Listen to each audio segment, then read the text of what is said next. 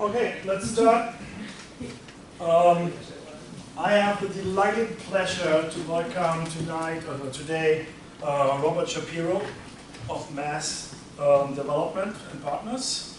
He is one of the thinking heads behind Dania Pointe, a very large, beautiful, wonderful, mind-blowing mixed-use version 2 development close by. I won't take away too much thunder from his presentation, but I had the pleasure reaching out to him a few months ago. We tried to schedule something for a different class. Didn't get that done. Met for lunch just a few weeks ago for, let's say, let's do this here in the side playing class. It would be a perfect fit for this class.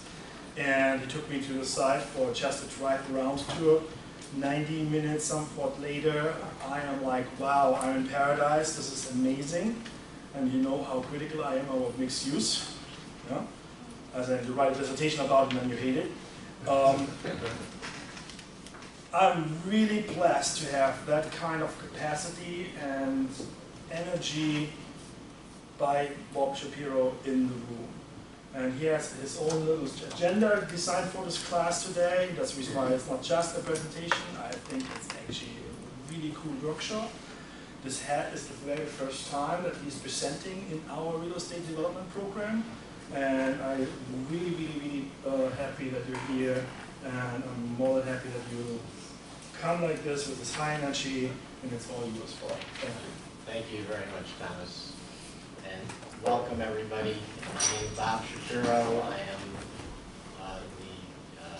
the president of a company called Master Development, Inc., and really the managing partner with another partner of what we call Master Development Partners. In the next 2 hours or hour and a half, whatever it's going to be, I'm going to take you through what will be effectively 7 years of development, relating to Dania Pointe. What I'd like to do first, if I can, is ask you guys to introduce yourselves to me.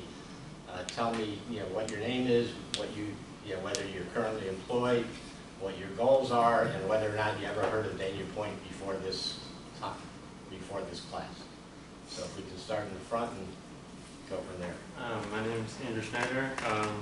I graduated last year from the University of Miami School of Architecture. I currently work in downtown Miami at a small architecture firm. And what was the last thing? Goals? Whether your goals and whether you knew about Dania Pointe before. I guess my broad goal is to kind of intertwine my architecture background with the knowledge I'm gaining here. And Dania Pointe, I didn't know specifically about it, but I knew the area. And I guess the development happened. Thank you. Hi, I'm L'Oreal.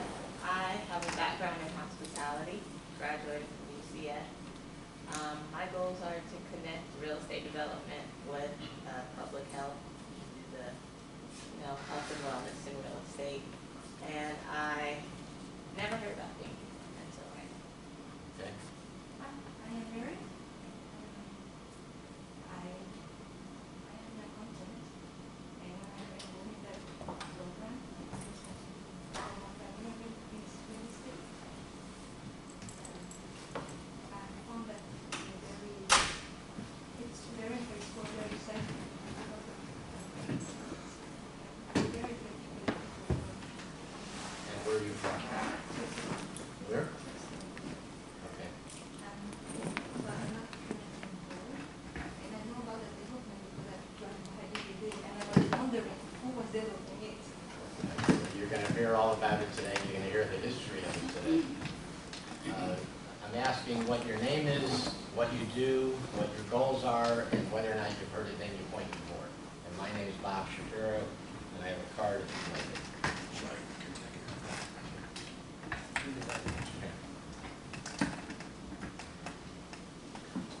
Yes. Yes, so my name's Judson Robertson. I'm currently in residential rehabs, like flipping homes, things like that. Sure. And one day I hope to develop. And I haven't heard of the company yet. Okay. Starting there.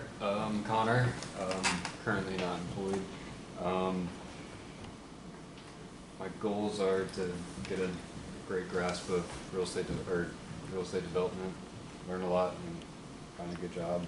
And I have heard a little bit about Dania Pointe, but not a lot. Thank you. Hi, I'm Lily Failashe. I have some experience in real estate.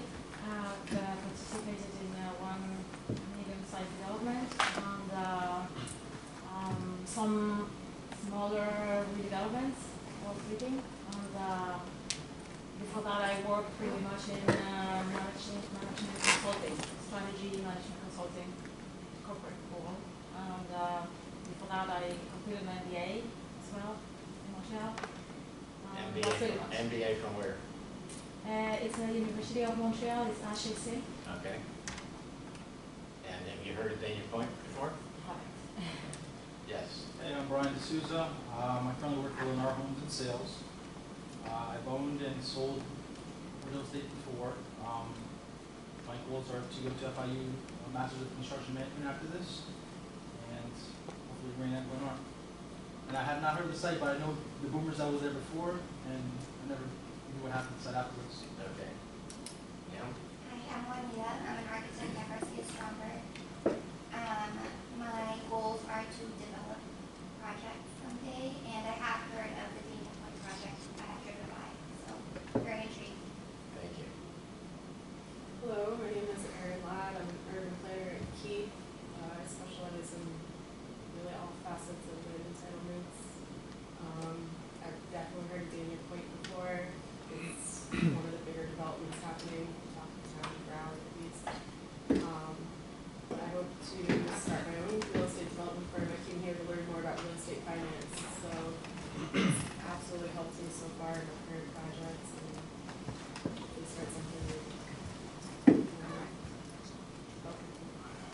Yes, sir. My name is Kyle Tunhill. I'm currently an investment analyst at Styles.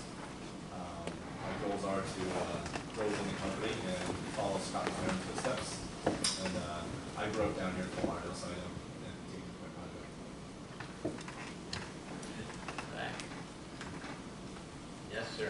Yes, my name is Cole, and from what I heard, my goals are to develop a private equity company to purchase large multifamily properties and build out a portfolio. Okay. My name is Sean. I work for a real estate firm called Centerline Capital Advisors, and I specialize in asset management and acquisitions. And my goal is to in this program is to learn more about all of the different parts of real estate development and have a more well-rounded experience in it. And have you heard of Dania Pointe? No. I've been to the Boomers. I've lived here for over 15 years, so I've been to the Boomers, but I haven't heard of this project. No. Yes. My name's I'm Lei. I'm a landscape architect working in West Palm Beach, and my goal is to later to work with developers.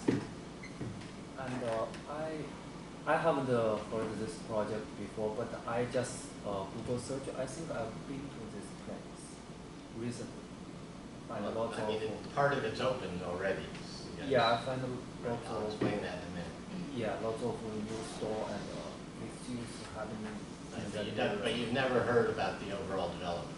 Oh. Right. I mean, what I'm going to let this guy go next, but what I'm really interested in, and it's shocking to me that we've been working on this for 5 years and that people around here still don't know what we're doing. So, and that I'm going to take back to my partners and explain to them. Go ahead, sir. My name is Armando Marchio. I'm a property manager in Miami, Florida. And eventually my goal is to create smaller home communities with my private living. All right. Well, thank you all very much for that background, because I'm going to kind of intersperse some of your experiences with what we're doing, etc. My goal today is to really have a very interactive class, so you guys don't fall asleep. You can be asking me questions as we go. I'm going to first show you a video, a rendering video of when we first started marketing the property, and then I'm going to kind of take you through a history of how we acquired it, how we got it zoned, what the issues were with regard to zoning, site planning, and the overall development plans and how they evolved over the years. And you'll see some of the evolution, in a very short time. You'll see, what really happened. And this is, again, we started this. Actually, my partners started looking at this land in 2006. So he's been involved for 13 years. I got involved with him in 2012, and in 2014, we actually made a partnership arrangement with a company called Kimco, which is a national developer, and I'll get into that in a minute. So first, just to kind of give you an overall view of, what we had been promoting from day one. This is about a 1.5 minute video, presentation. So go ahead, Thomas.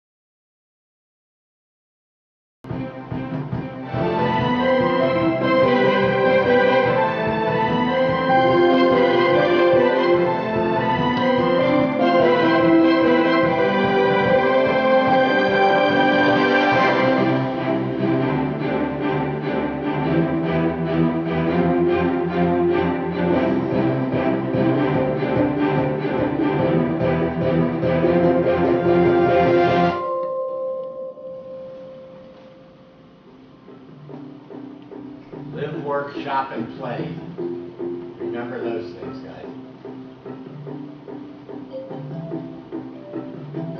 We're going to have retail, 1,000 residences, ultimately potentially 1 million square feet of office, and 2 hotels. Let's go back to here. Okay. So basically, this is the rendering of the overall property looking from I-95 east to, toward the city, and in the background you can actually see Port Everglades, back in there. And what I'm going to, be showing you today is, kind of how we got there. My partner, a fellow named Terry Salzman, and I had looked at a piece of property that we called, that we ended up assembling, and we ended up calling it Dania Live, after dealing with a public relations firm that came up with the idea that we should call it Lauderdale Live, but because we were in Dania Beach, Dania didn't like that very much, so we changed it to Dania Live.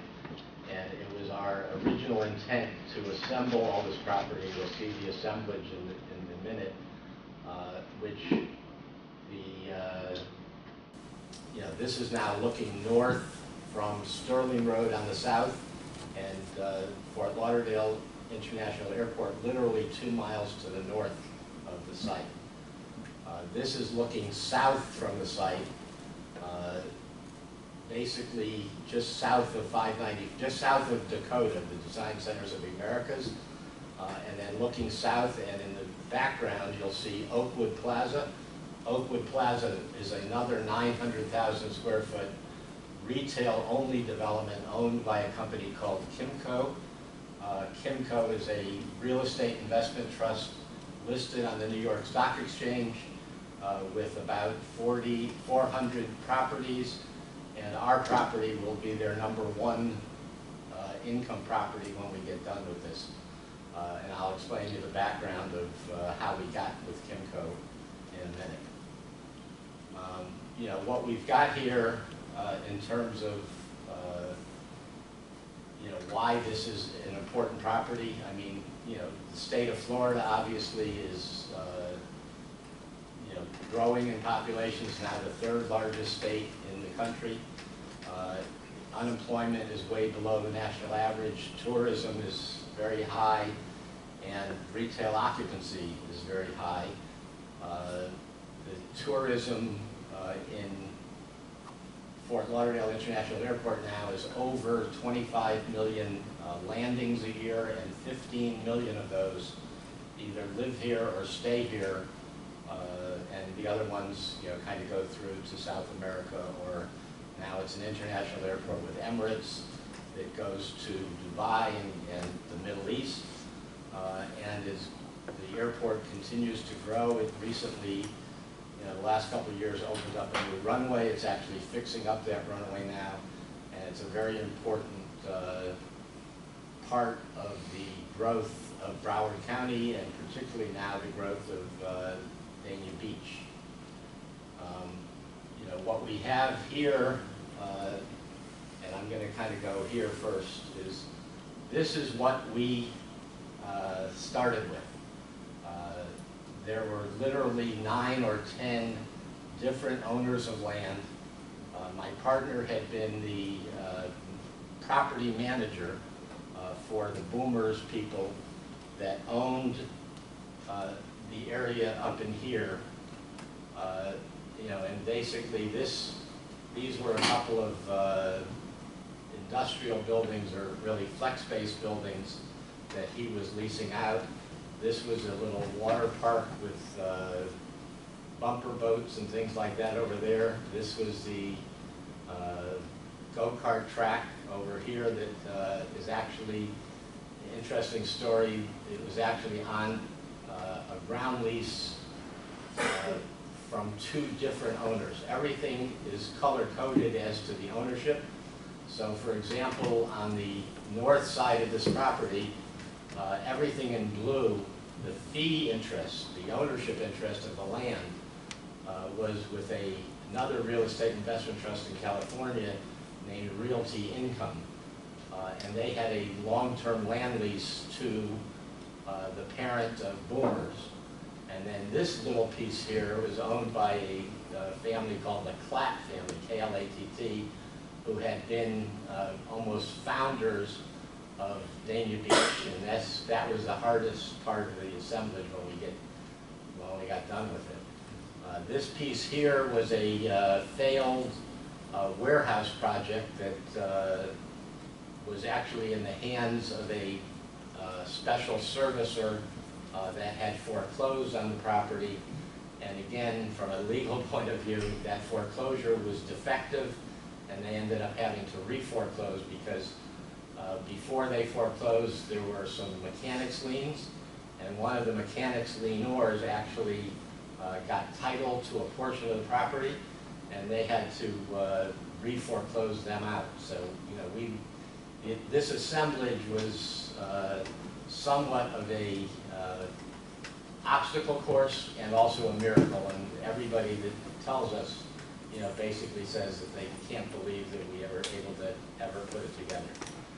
This is one of the largest pieces that was there. If you kind of the ones that remember being here, that is a silica sand. It was a plant where they actually brought in sand and refined it and made it into you know, very silica sand to make bricks and block, etc. And they literally sold it all over the country. But this was their main headquarters. This was a piece that was owned by another legacy family of Dania Beach called the Hills. And this was about a 1.5 acre site that simply had lakes inside of it that ended up having to get filled. And then we had these little pieces down here. This silly little piece right here was owned by a guy named Carl Adler.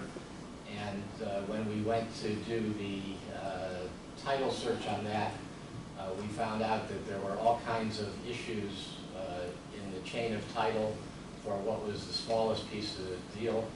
And we required him to file a quiet title lawsuit in order to clean up the title, to that particular piece of property. This number 12 is, or was, Advanced Auto, and they owned that piece of property. And as you can see, the building itself was on Sterling Road, and when you see the final site plan, you're going to see that we had to move that building in order to widen Sterling Road in order to create the traffic situation in that property. So what we ended up doing is making a deal to actually trade properties, build them a new store, which is kind of right over here, and you'll see that in a minute later.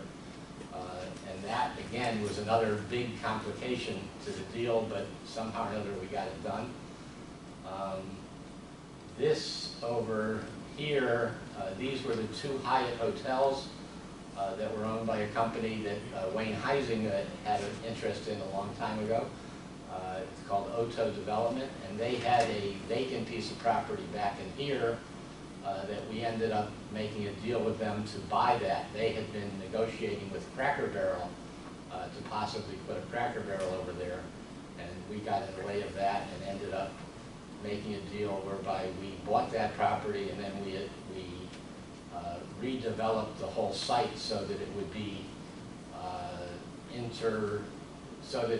pedestrian friendly to what we were planning on doing with the overall development.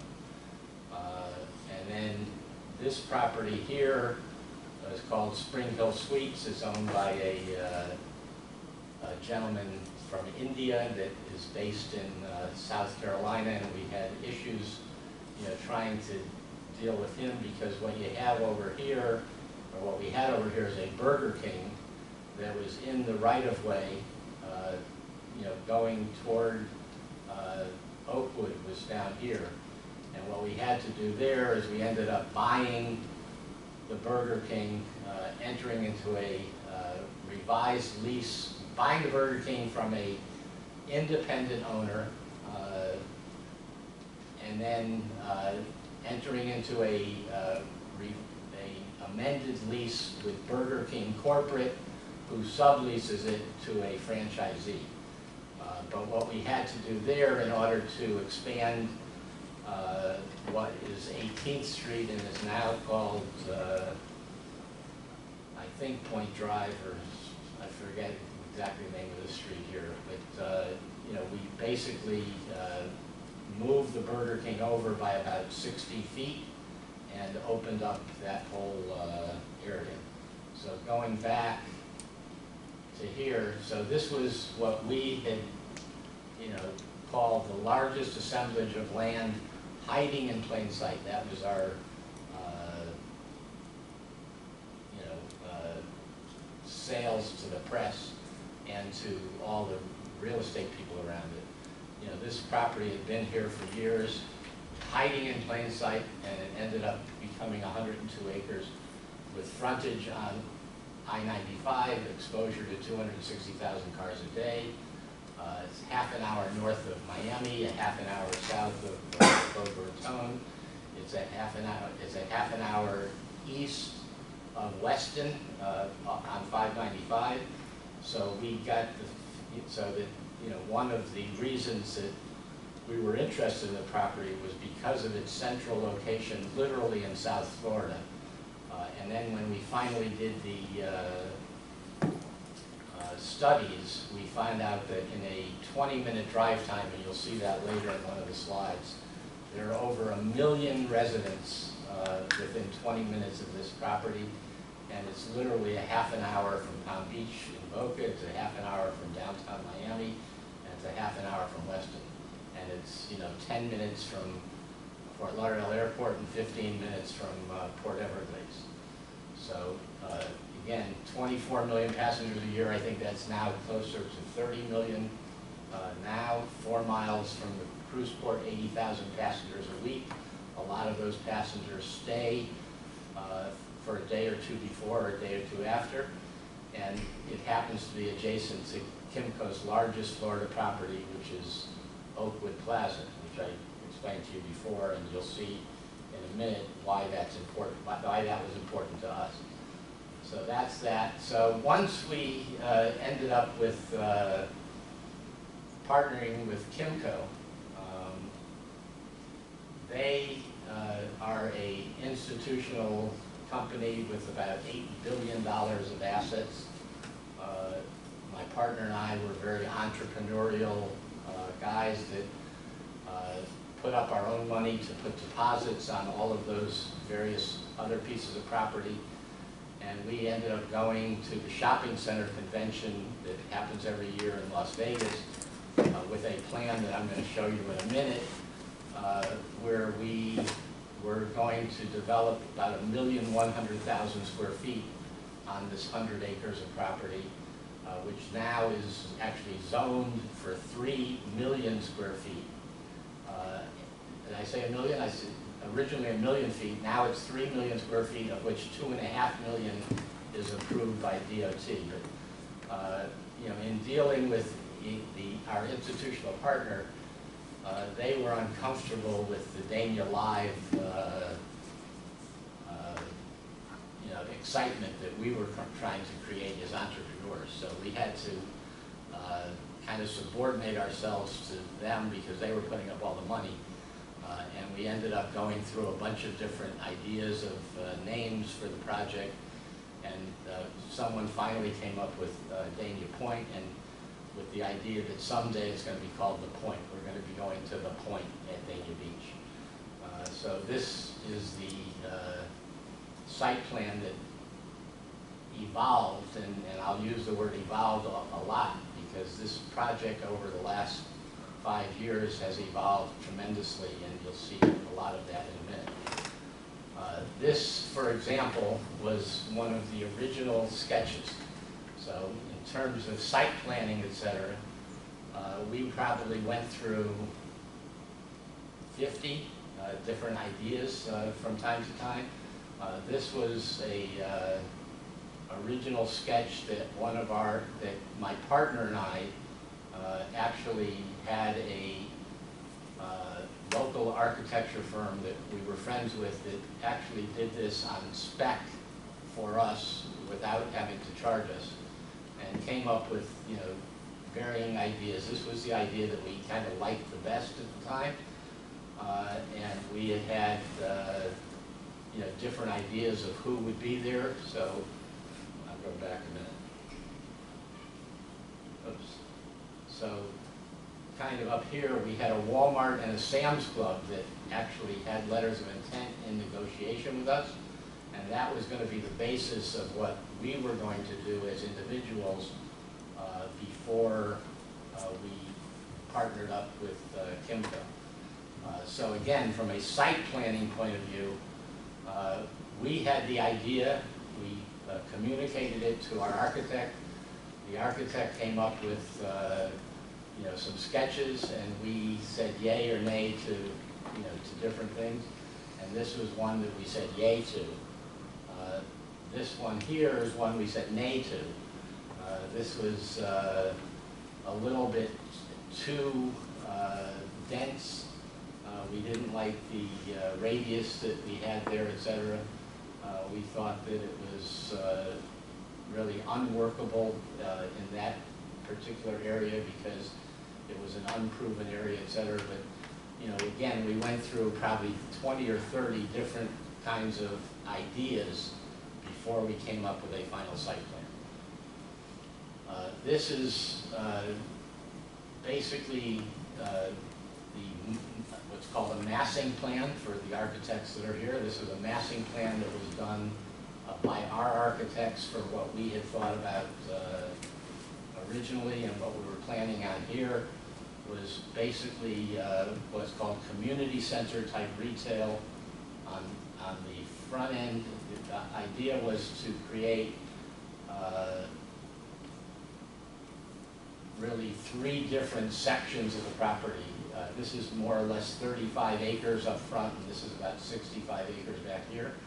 So our concept was to really create something that we could do relatively quickly, that we could lease relatively quickly, and be able to justify the costs of waiting, for the second part of the property to happen. So this was really the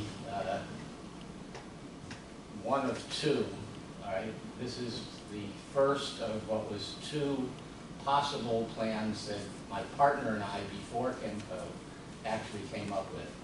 And what you'll see here is we had a Sam's Club, which says Warehouse Club here. This was going to be a super Walmart right here, and we had letters of intent and discussions going on with them.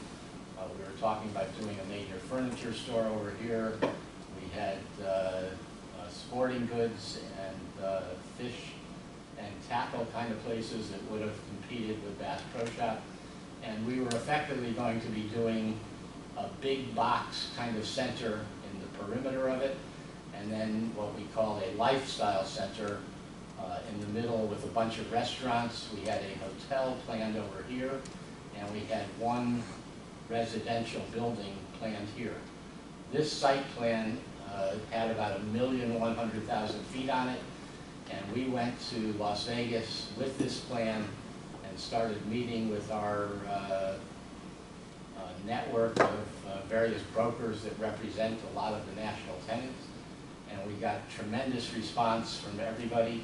But it kind of got out to Kimco that we were out marketing this property, and I had known the what is now the president of Kimco, who used to be at Oakwood, who texted me on a Sunday morning, the first day of Las Vegas, while we had already had a bunch of appointments with other guys, and he texted me and said that we hear you're marketing a property north of Oakwood, we'd like to talk to you. I texted him back, would you like to do that? And he writes back, how about this afternoon?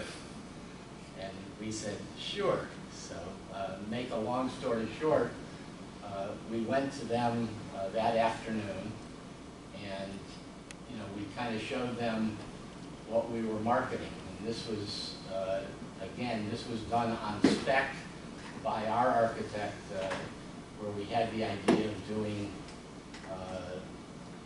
big boxes around the perimeter, and then up front we were talking about H&M, Forever 21, Uniqlo, some of the bigger national apparel and family apparel type of tenants. So we came up with that and trying to see where we, and this is, this was the broader view of that. So what you have here is a lot of ground level parking, which some people call it a sea of parking that people don't necessarily like anymore because they want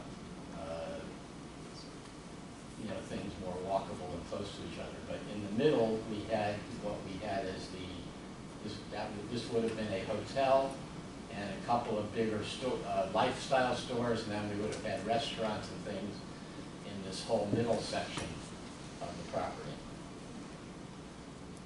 All right, this was a closer up of just that middle building, and again, that was a hotel in the middle with restaurants facing I-95. And this was actually the plan of what we were planning on doing. And if you can kind of look over here, I don't know if you guys can read it back there, but we ended up with 1,112,000 square feet of shops and restaurants, 165 hotel rooms, and 300 apartments and 6 outparcels. That was what we went to Kimco with. When we went to them and showed them this, And again, we had the Sam's Club and Super Walmart over here, big furniture store over here. This was end up going to be a out parcel that was unnamed, and that was going to be the single multifamily residential. We, from the beginning, felt that this would be a restaurant entertainment kind of mixed-use complex where people could live, work, shop, and play. And that's the way we started. So what happened from here is that when we went to Kimco, we basically said to them, we think that we could do a lot. If we had money, we think we could do a lot more here than just the 1,100,000 feet. So they ended up bringing in another architect, and we sat with the other architect and gave them our idea of having about 1 million square feet of retail, and then we had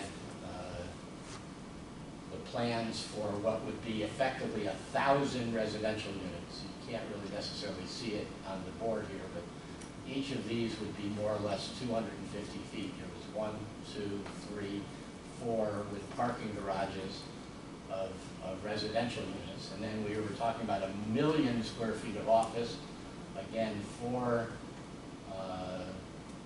250,000 square foot office buildings with separate parking decks there. And then again, the retail, the lifestyle retail would have been in the middle over here, along with everything in the front that would have faced I-95. And then along I-95, from a site planning point of view, we felt that to get too close to 95 with the buildings, it would be too noisy. So we ended up with ground level parking here all along I-95. And what we had with Kimco was that they were primarily retail developers, and they really didn't want to mix the retail and office or retail and residential, where we had the idea of, and I say, I'm using the word we, it's usually my partner and I, had the idea of actually doing some office over the retail or apartments over the retail, similar to what's been done in other parts of the country. We had done a tour of other parts of the country. So again, this is what it ended up with, and this was the plan that basically got approved by the city. But we kept the original idea of keeping a what we call community retail kind of center over here. If you notice, there's no longer a Walmart and Sam's Club, and this box here is actually a Costco. So Costco had actually come to us, and their broker had come to us because we were marketing the rest of it and said, forget about Walmart, forget about Sam's Club, we're much better, Costco will bring more people, et cetera, et cetera. And so we bought off on Costco, negotiated a deal with them for a year, which they then retraded, and we said no, and that changed everything again on this side. So as much site planning as you're doing, this class, now that we're talking about site planning, as much site planning as you're doing, it literally changes daily, sometimes twice a day. So it's all a question of what you're going to, who your tenants are going to be, and how you're going to accommodate, those particular tenants. So this was effectively the master plan of what we were going to do with Kimco. And then it's basically turned into, well, this is, it turned into this, which has the Costco up on this side. This was going to be, and is, a TJ Maxx. This was going to be Ross Stores or something like that, even though they were at Oakwood, they still wanted to be over here. And then we have a shoe store here called Shoe Carnival, but we ended up with Hobby Lobby kind of over here. This turned out to be a multi-tenant building, which I'll show you in a minute, and then we ended up with these out parcels along Sterling Road. This building right here is that Advanced Auto that, if you remember, I showed you the aerial. Advanced Auto used to be over here, but they were way up against the street. We had to widen Sterling Road in order to meet certain requirements of the Department of Transportation. So we actually made the deal to buy, or actually trade, Advanced Auto from this side of the street to that side of the street. We were able to get DOT to give us an additional traffic light and additional entrance on Sterling Road, which required a variance. So we've gone through a lot of different regulatory authorities in order to get this whole thing, agreed to. In this particular plan, we showed 500,000 feet of office, because when we went to DOT and we had 1 million feet of office and 1 million feet of retail and 500,000 feet of or 350,000 feet of hotel, the number of traffic trips, which is a term of art in the traffic business, didn't allow I-95 to function properly. It would have created much more density on I-95, not that it's that great already. So they actually limited us after literally 6 or 9 months of different traffic studies, including a computer model in traffic, which I forget the name of what they call it, but it actually shows the traffic and the superimposed traffic. And we ended up compromising with DOT to be able to do 2.5 million square feet within this property, which limited us here to 500,000 feet of office, which we didn't know whether we could lease or not anyway. This is basically now what was the kind of city within a city idea of what we had. So everything on the east side of, the south side of the property, which we called phase 1, was, this was the big box of Costco. These were going to be TJ Maxx and Hobby Lobby, and then, we had a big parking lot here, and then we have the out parcel buildings here. We have Verizon, Starbucks, an Aspen Dental, and now a GNC in this building. Then we have the Advanced Auto that got moved over. So you see that the Advanced Auto was here, and now it's kind of got pushed over to here. And then we ended up with 2 different out parcels here, one being Outback Steakhouse and one being PDQ Chicken. There were already the 4 hotels that I explained to you before. These were the 2 Hyatts where we bought their property behind here. This was at the existing Spring Hill Suites, and what I hadn't told you, there is another hotel there called the Hilton Garden Inn that's owned by a family called Economos, and they happen to be the ones that we went to first and offered them the opportunity of doing the hotel within Dania Pointe, and they are in fact the developers of what will be a 200-room full-service Marriott and a 150-room Marriott AC, which is a new urban branded hotel that has a lower price point and is more attractive to the millennials and the younger generation. This is our original renderings of what was going to be Main Street.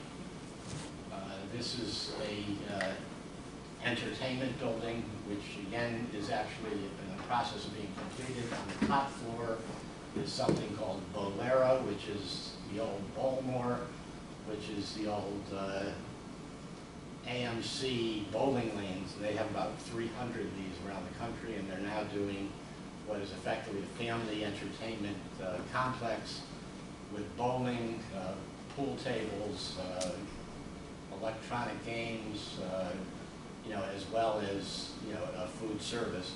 And then we have 3 restaurants going on underneath the entertainment part of this one.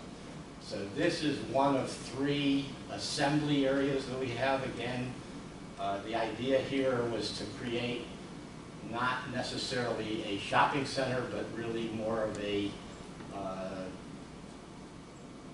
place to be, to create a sense of place and a place where people could take their families and hang out, all along the line. So this was another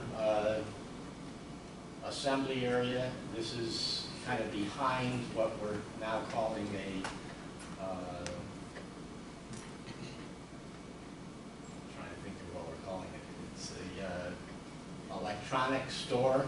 If you guys can imagine, with glass walls and things like that, what it was supposed to be, which I can't say what it's supposed to be. And this would be a plaza out there with water spouts for the kids, and make it again a entertainment kind of area with shopping and restaurants around it.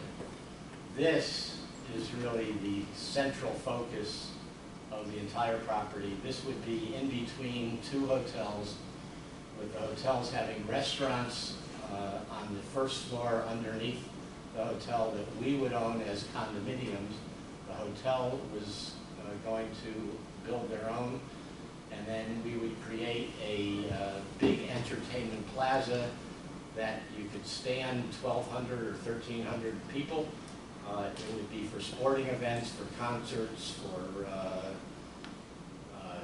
art and seafood festivals for the city, etc. And we've come up with the name that we would be eventing the property, particularly at this location, but at all the locations. And there will always be something going on at this property, from a demand point of view. I mean, if we have a Sephora or a Mac, they'll have a ladies' day. If we have a yoga place, there'll be outdoor yoga in the morning and things like that. So again, the whole idea is to make this a sense of place, a place to be. These are actually the rendering of the 2 hotels. That Economos is actually under construction right now.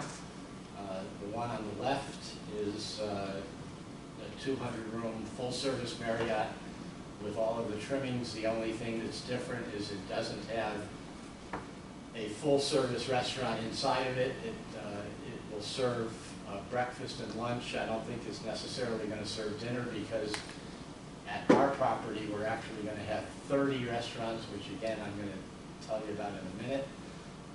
And then this is a more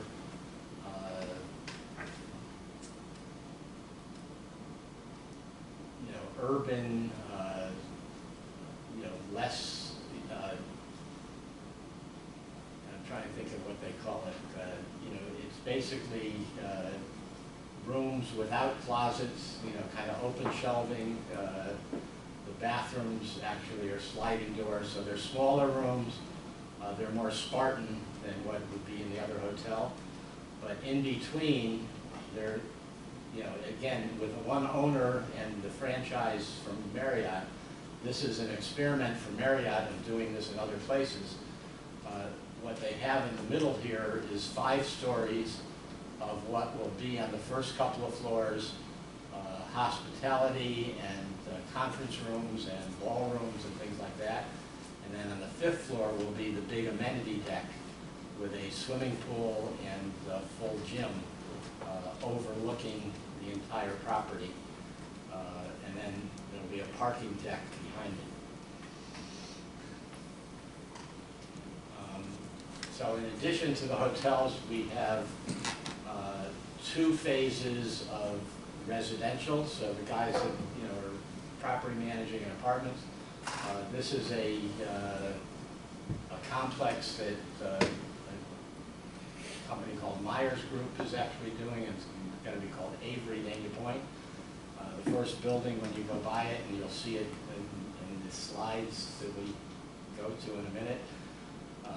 This is going to be 264 units. Once this is built, they're going to build another 336 units, so they'll have 600 effectively luxury rental apartments in the mid-price range of anywhere from $1,600 to $2,200 a month for this.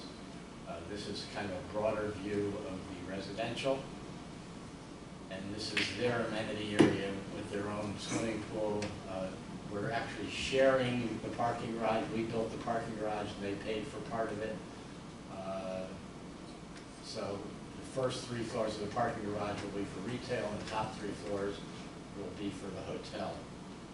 So again, you know, intermixing uses and sharing with the other development partners that we have with Kimco. This is next is another 2-acre site where we've gotten entitlements to do 24-story towers, and these would be mid-priced condominium units, and the first you know, more than 14-story building in the city of Dania Beach.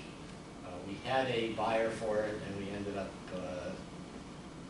losing them, but I know down here, computer, no input. Yep. I'm working on it. Okay. As in, I'm dead.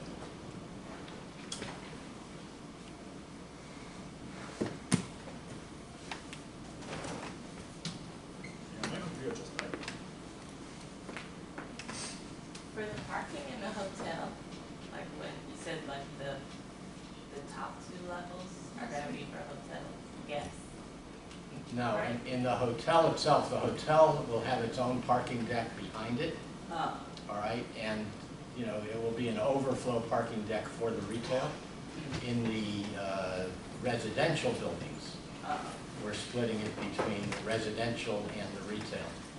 So the retail will be the more convenient parking, the residential will have a arm, you know, and key fob or something that allows the residential guys to park there and keep it away from the general public.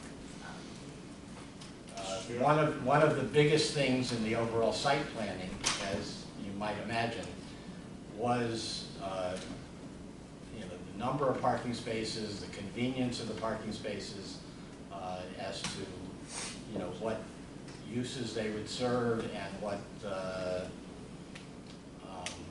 you know, what numbers per square foot, you know, we actually needed for that. Did I see a hand there? Did you ever think about acquiring the property that's on that canal right there, that's east of the property? Yeah, the I mean, warehouses and. the answer is we thought of it, but we had enough to do on our own. Yeah. Those properties are actually under contract right now. Okay. And there's actually on Monday night next week, they're trying to do a small planned mixed-use development, you know, for 10 acres or more. And there's going to be, again, on that site, anywhere from 300 to 700 or more residential units there by other people. I mean, again, we had enough to do with what we have here. Our project, when you finally get done with it, is more or less $1 billion of cost.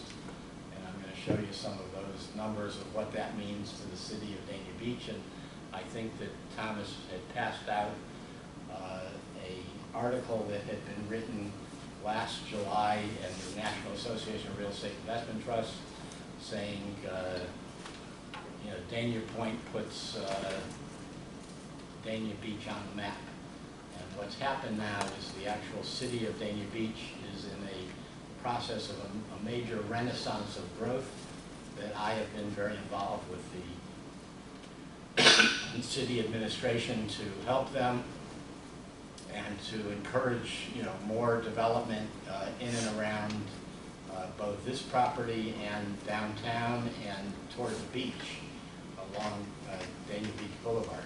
And that's kind of a discussion for another class, because what's happening now is that the city put out a request for proposals to actually redevelop the City Hall site in along US 1, and they are currently negotiating. They picked a proposed developer, and they're currently negotiating there for another 500 to 1,000 residential units, a new city hall, new restaurants, and things like that there. So our property was really a catalyst to a lot of the things that are going on, you know, in Dania Beach. So here we are back to the condominiums. That was what the site plan was designed to look for now. So we're still looking for a condominium developer to buy this site and do that. But in the meantime, I'm going to go here.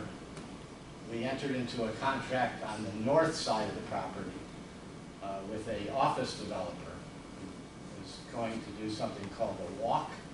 And this was going to be a 250,000 foot development that would ultimately expand to 500,000 square feet. It would actually be called a park, is what they called it. And these were their renderings for what that was going to be. There will be news over the next couple of weeks that that developer had actually assigned his contract to a major international company for a headquarters building. So the big news today is that, and it's basically been, discussed, although the name of the tenant is not there yet, but there's going to be more or less a 400,000 to 500,000 square foot international headquarters with a training facility that's going to bring people in from all over the country, and they're going to actually build their own residential building to house their trainees over the time that they're there. And again, what attracted them was the idea of having a place where they could bring people literally from other parts of the country or other parts of the world and have a place for them to eat and play and do things at night, while they were training during the day. So, that's going to be a new, exciting part of what's going on. The landscape people that are here, we had a landscape architect company from San Diego, California called Urban Arena that has designed a very upscale streetscape, landscape kind of plan for the entire lifestyle part of the project. This is kind of one of the areas in the middle. This would be something in between the restaurants in the front part of the property, and again, different materials and sculptures and things like that. So this, no one really knows even today what this property is going to be, but this property will be something that will attract people from all over the area, as well as people, as well as the, tourists, etc. This is basically the current site plan, and what's in blue are things that are already leased or under contract to sell. And so we've got up here on the phase 1, that's actually Brandsmart is now open with about a 94,000 square foot store. This is a UFIT gym, 25,000 square feet. This is under construction right now, is a grocery store called no,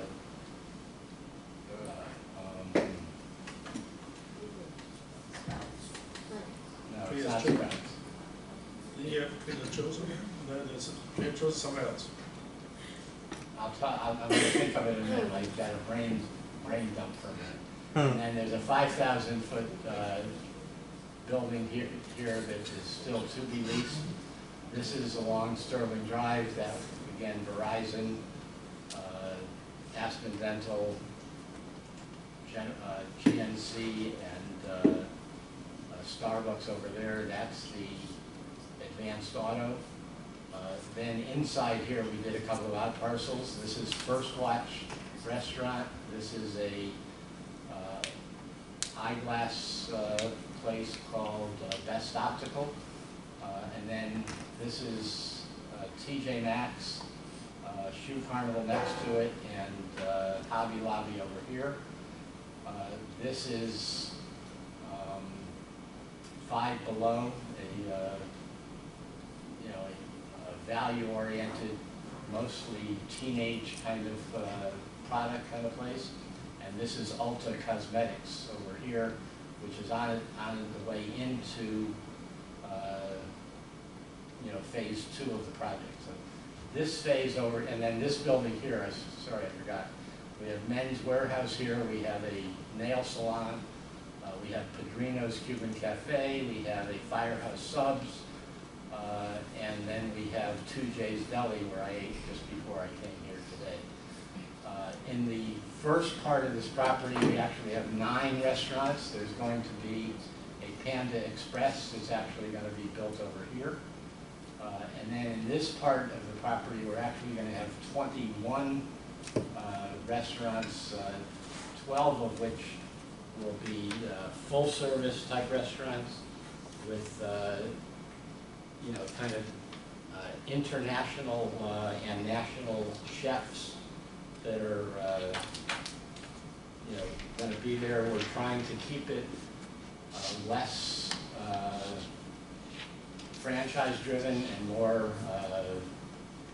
something different for the overall community. So, for example, we have a Rodizio Brazilian steakhouse instead of,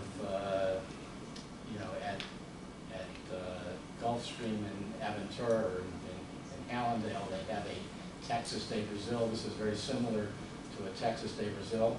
We have a Sato Japanese steakhouse instead of a Benihana. We have something called Firebirds, which is really going to be like a Houston's, and there's one of those now at Pembroke Gardens. That will open in the next 30 days. There's a Bar Louie, which is kind of a very open, high-end tapas kind of place, as well as full food service, but mostly oriented to the young singles group, and stay open until 2 in the morning. We have underneath the Bolero something called One Ocean Bar and Grill, which again is just a American kind of restaurant. And then underneath the hotels, there's something that we just are announcing that are chef-driven by a famous chef that I don't know his name, but it's called Chuck Lager, which is going to be a very continental kind of upscale sports bar and casual dining, and then an Osteria, which will be a very nice Italian restaurant there. We're working with 4 other restaurants that will be white tablecloth, a full-service steakhouse that you'll all know the name of when you hear it. There's I'm going to announce this because it's going to come out in the next few days anyway. There's something called Ford's Garage, which is a big gourmet burger place, and it actually has a Model T Ford hanging over the bar, and it's somewhat of a national rollout with licensees from actually Ford. It's the only non-automobile thing that Ford Motor Company does, is license these restaurants. And then we've got, again, 2 other 8,000 or 9,000 square foot restaurants. So this, you'll have everything from, and then I didn't say is in the building right here, which is kind of, right next to phase 1. This is actually phase 2, but all of these are quick service restaurants, and those are starting to open now. They've all been announced. So Lime Fresh is open. We have a Bento Cafe Asian restaurant that's under construction. Dickie's Barbecue is opening next week. Ramen Noodles Asian is going to be open in the next couple of months. Cucina Pizza and Italian, toss-up salads, and a burger fight will be in this area here. So anybody that is within a 15 or 20 minute drive time will have their choice of going to one of many restaurants at lunch and at dinner, and then breakfast, you know, First Watch, which is kind of over here, and 2J's is really picking up a lot of the breakfast crowd as well.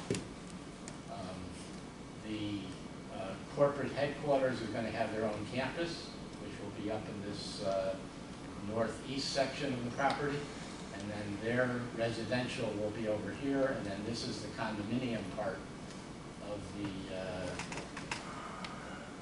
of the overall development. These are the two hotels, and that's the parking deck behind the two hotels. What we're doing now is all of this is under construction.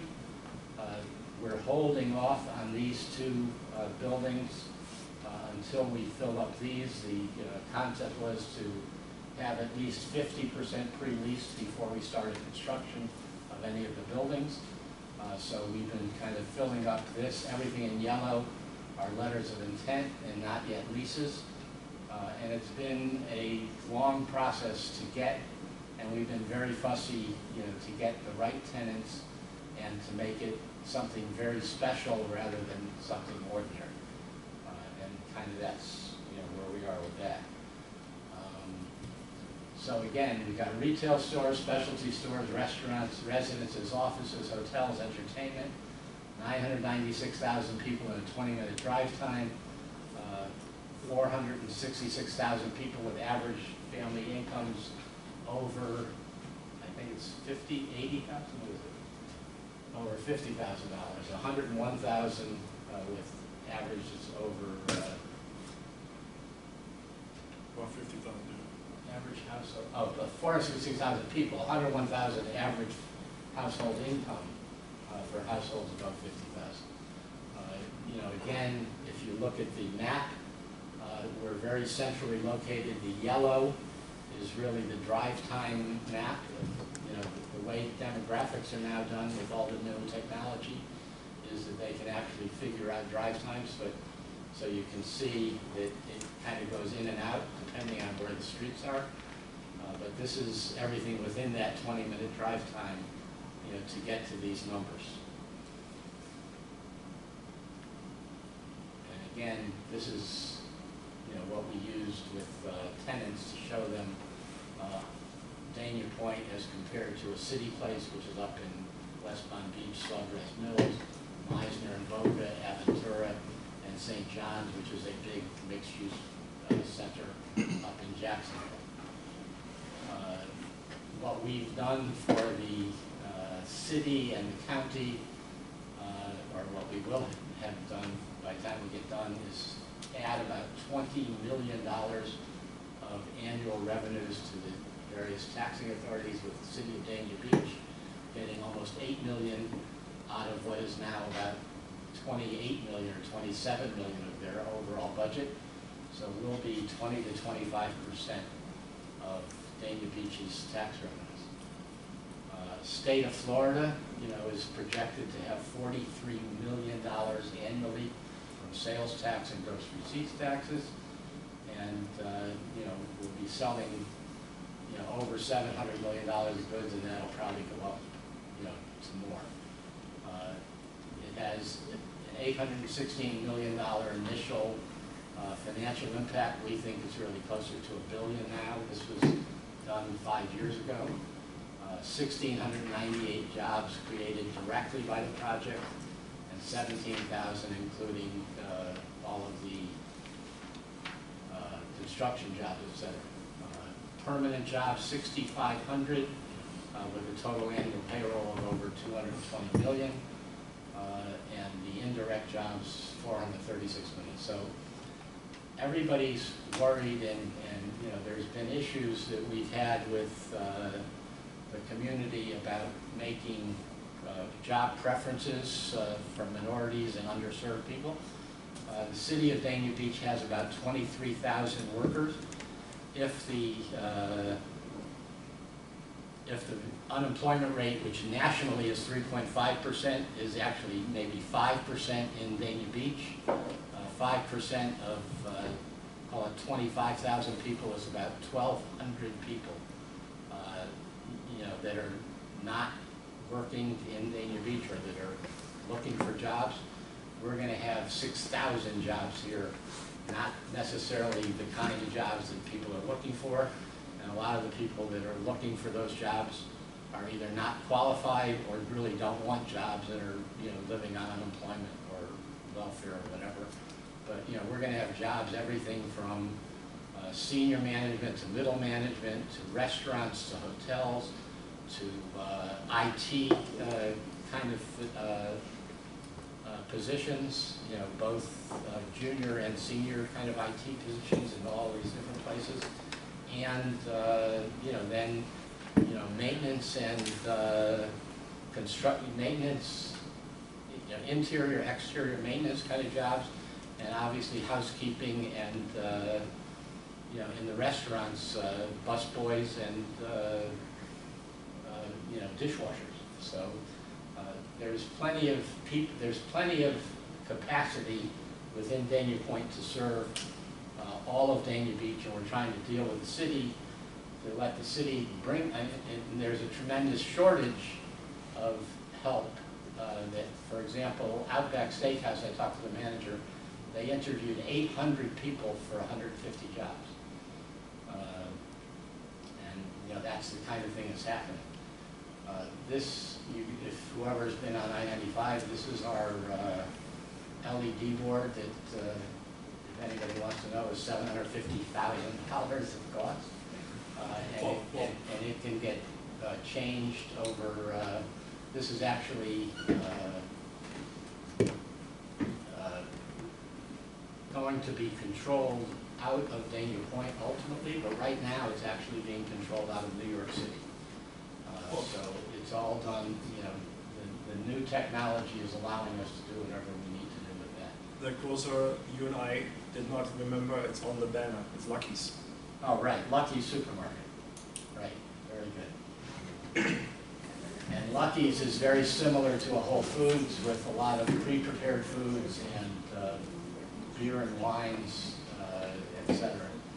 So this right now is actually, last 2 weeks ago, this is a picture of what is happening at the site right now. So on the corner of I-95 and Sterling Road, we have the existing 4 hotels.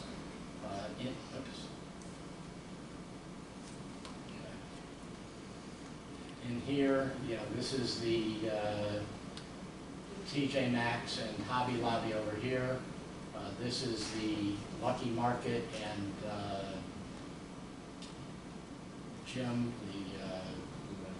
whatever gym, and that's Brands Mart over here. That's Five Below, and that's Ulta Cosmetics. And then this is the building where all those little restaurants are opening. Over the next few weeks, all of these will be open. So that's looking at it, looking northeast from Sterling Road. This is looking northeast. I'm sorry, that was looking northwest. This is looking northeast.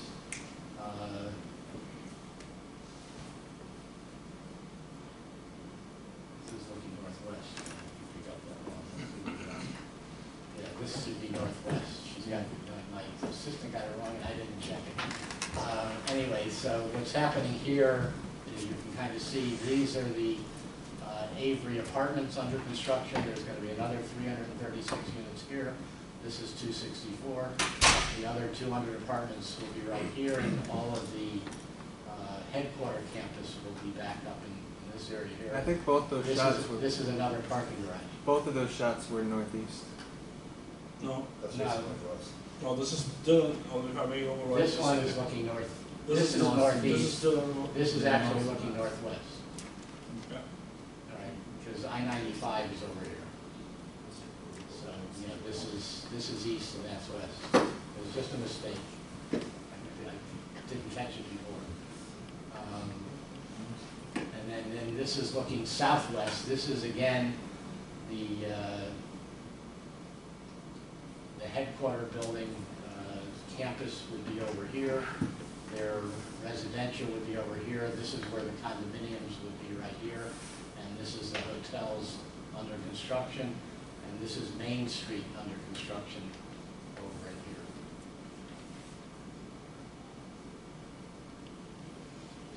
we're building a city within a city. Every time we change things, we have to figure out what the economic effect is of it.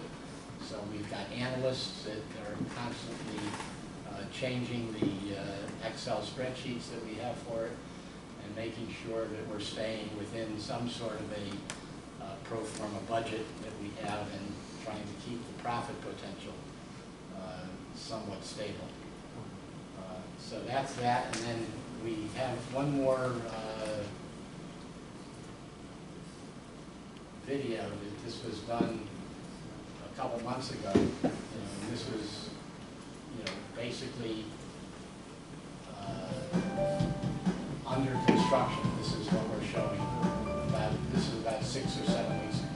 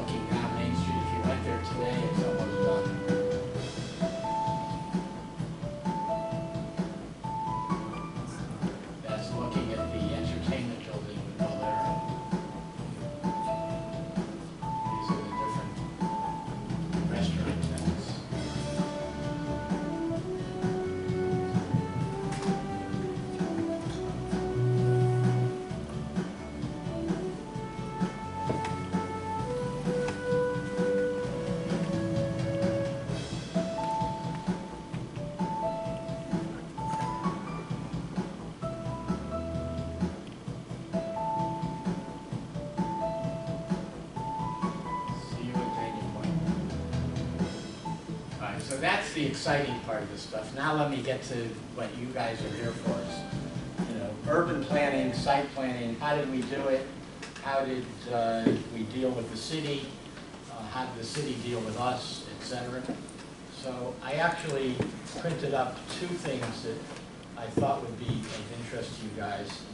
If you can, somebody kind of start passing these out. Let me keep one. Let's make some lights and I help you. Yeah, now we can do light.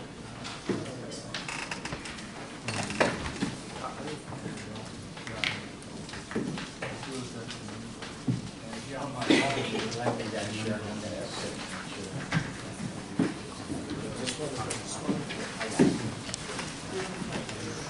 Let's change the camera on you.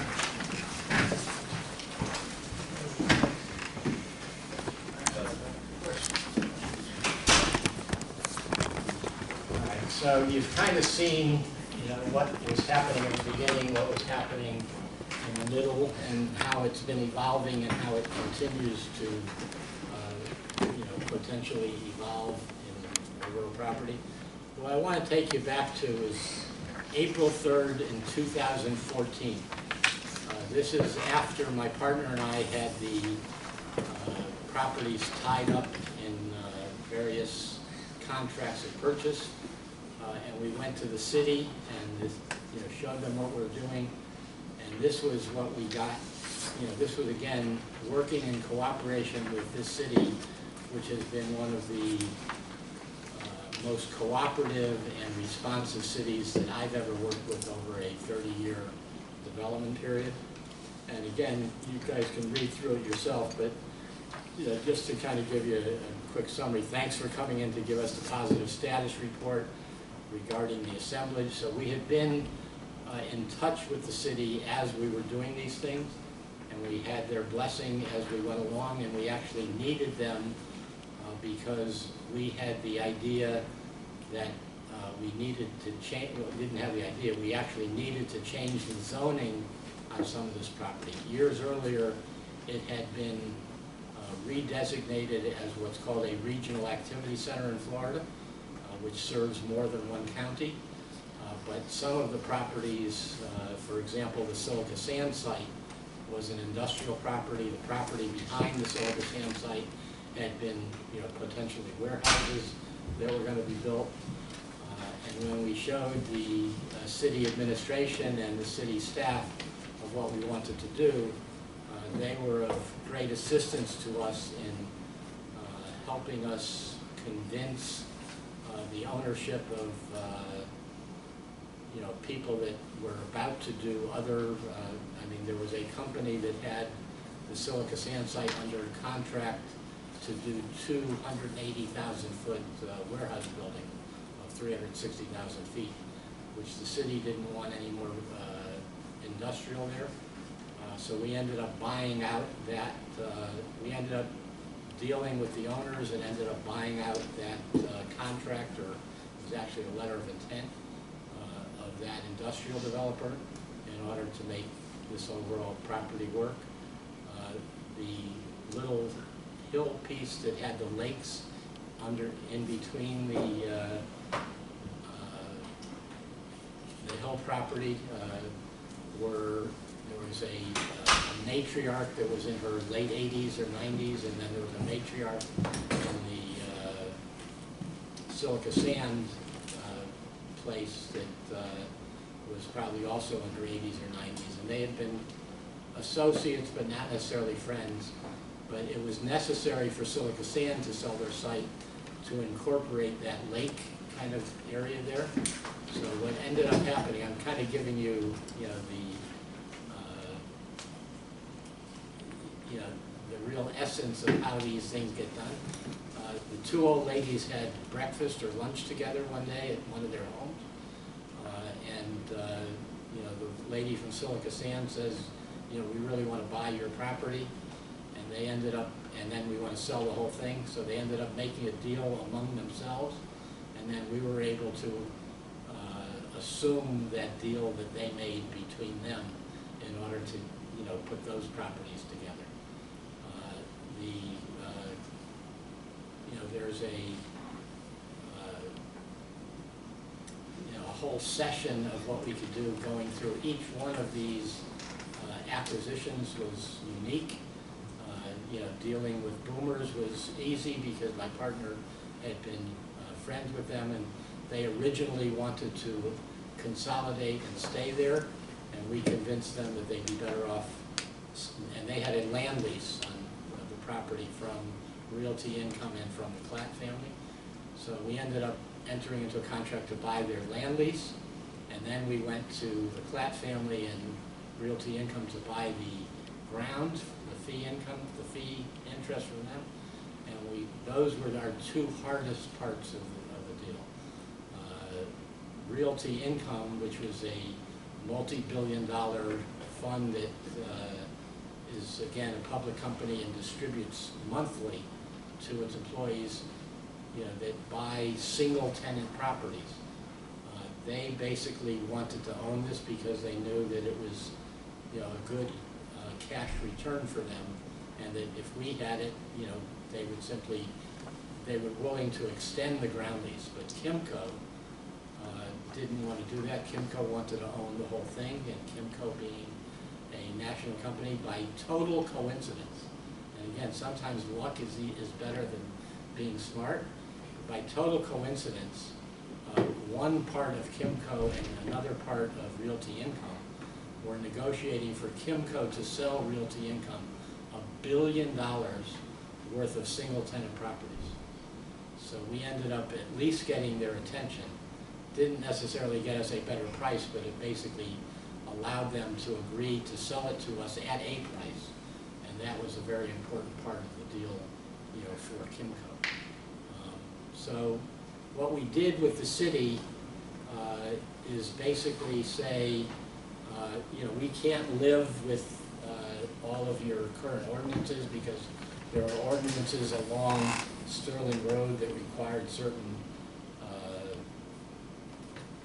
elevation kind of requirements and things like that. So we basically used our land use attorneys and our civil engineers to meet with us, with the city, and the city again was very cooperative.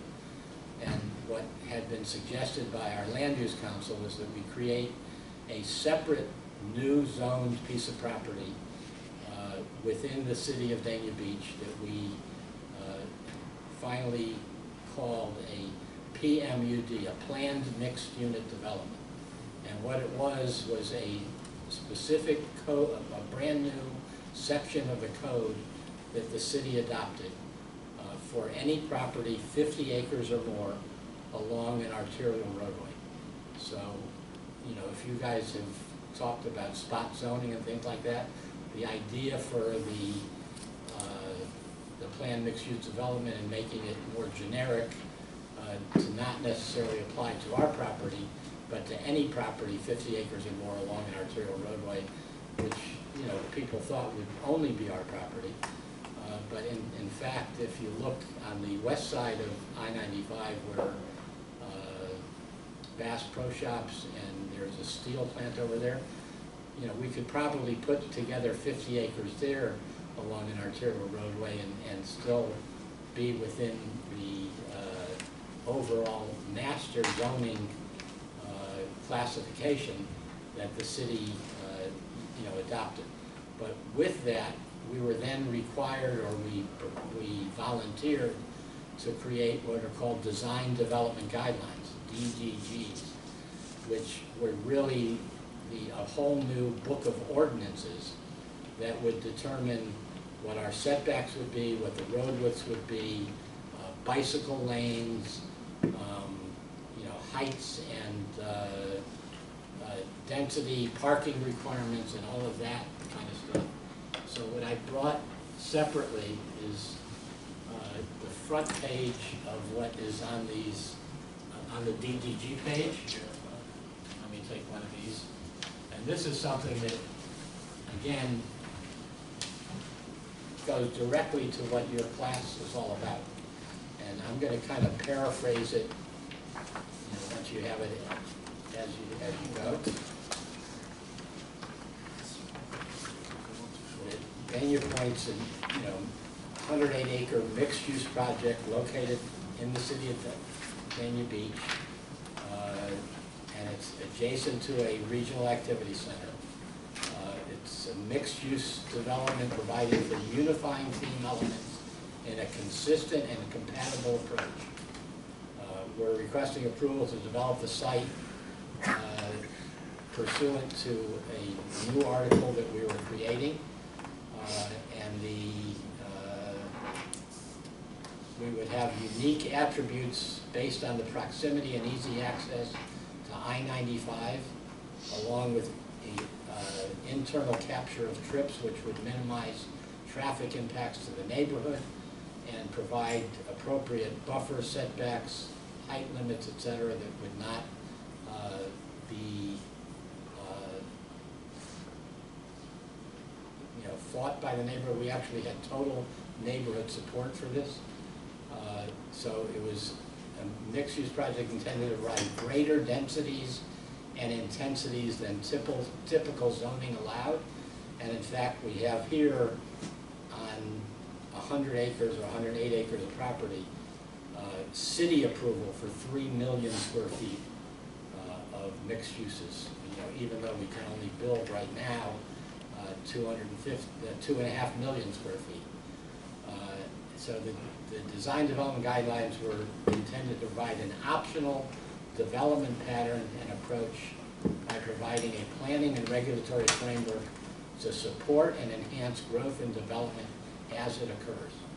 So this is kind of, I think, the essence of your class and the essence of what you know, Dania Pointe is on a macro basis for what would happen in other smaller mixed-use developments. What's happening now around the country is that because of the Amazon effect, a lot of the retail and shopping center kind of growth has really declined a lot. And instead, a lot of the existing shopping centers with big open seas of asphalt parking are actually being turned into mixed-use developments with this type of structure in mind, so that it would be you know, live, work, shop, play, eat, etc. And so we ended up with the PMUDs being negotiated with staff and then approved by the 5-member commission in about a 90-second presentation. Our lawyer got up and said, you know, we worked with the staff on this. You know, we're all in accord, and you know, we're going to create 3 million square feet of mixed uses, and you know, they had a package of what we were doing, et cetera. The mayor asked for a motion. Someone made the motion, they called the roll, they adopted it, and so we gave our land use lawyer, you know, the name, you know, the 2-minute, our 2-minute land use lawyer, who got this thing done. You know, where in other cities this could have taken, you know, months, if not years. I mean, the overall process probably took less than 6 months to get the PMUD zoning approved and the design development, you know, guidelines approved. But you started the process, so it was not, in this case, not the city that said, hey, think about planned unit development, but you guys actually approached the city with a unique concept. Right. The city had never even thought about any of this kind of stuff. There had been discussions at city council meetings before that they would like to have something on this property similar to Oakwood, which was in the city of Hollywood. Sterling Road splits. On the north side is Dania Beach, on the south side is the city of Hollywood. And the Dania Beach commissioners were kind of jealous of the success of what had been going on in Oakwood. And the funny part right now is that Hollywood is jealous of what's going on at Dania Beach, and Hollywood has actually initiated discussions with Kimco to allow them to change the comprehensive plan to allow mixed uses at Oakwood in the future. And there's you know, various discussions going on now. It's a harder deal at Oakwood than it would be, you know, where we had effectively an open canvas of no uses, whereas at Oakwood they have leases with a lot of different tenants that would have to be either, you know, terminated or knocked down or whatever. But for example, there's a Kmart at Oakwood that, you know, everybody knows that Kmart is on its way out some way or other. But they're paying $3 or $4 a square foot when they could get $18 or $20 a square foot from somebody else, or they could build an apartment complex there, you know, right on I-95, or an office building or whatever. So there's currently discussions going on, although it's probably a couple years away, to actually redevelop Oakwood along the lines, you know, of what Dania Pointe is over here. Let's see what I have here.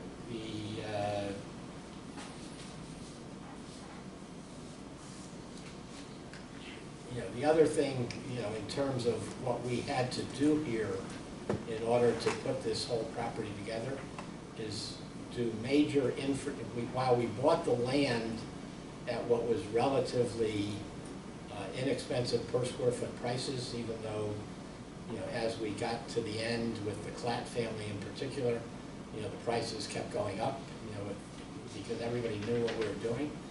But nobody really was a holdout per se, because we were willing to pay what needed to be paid for it.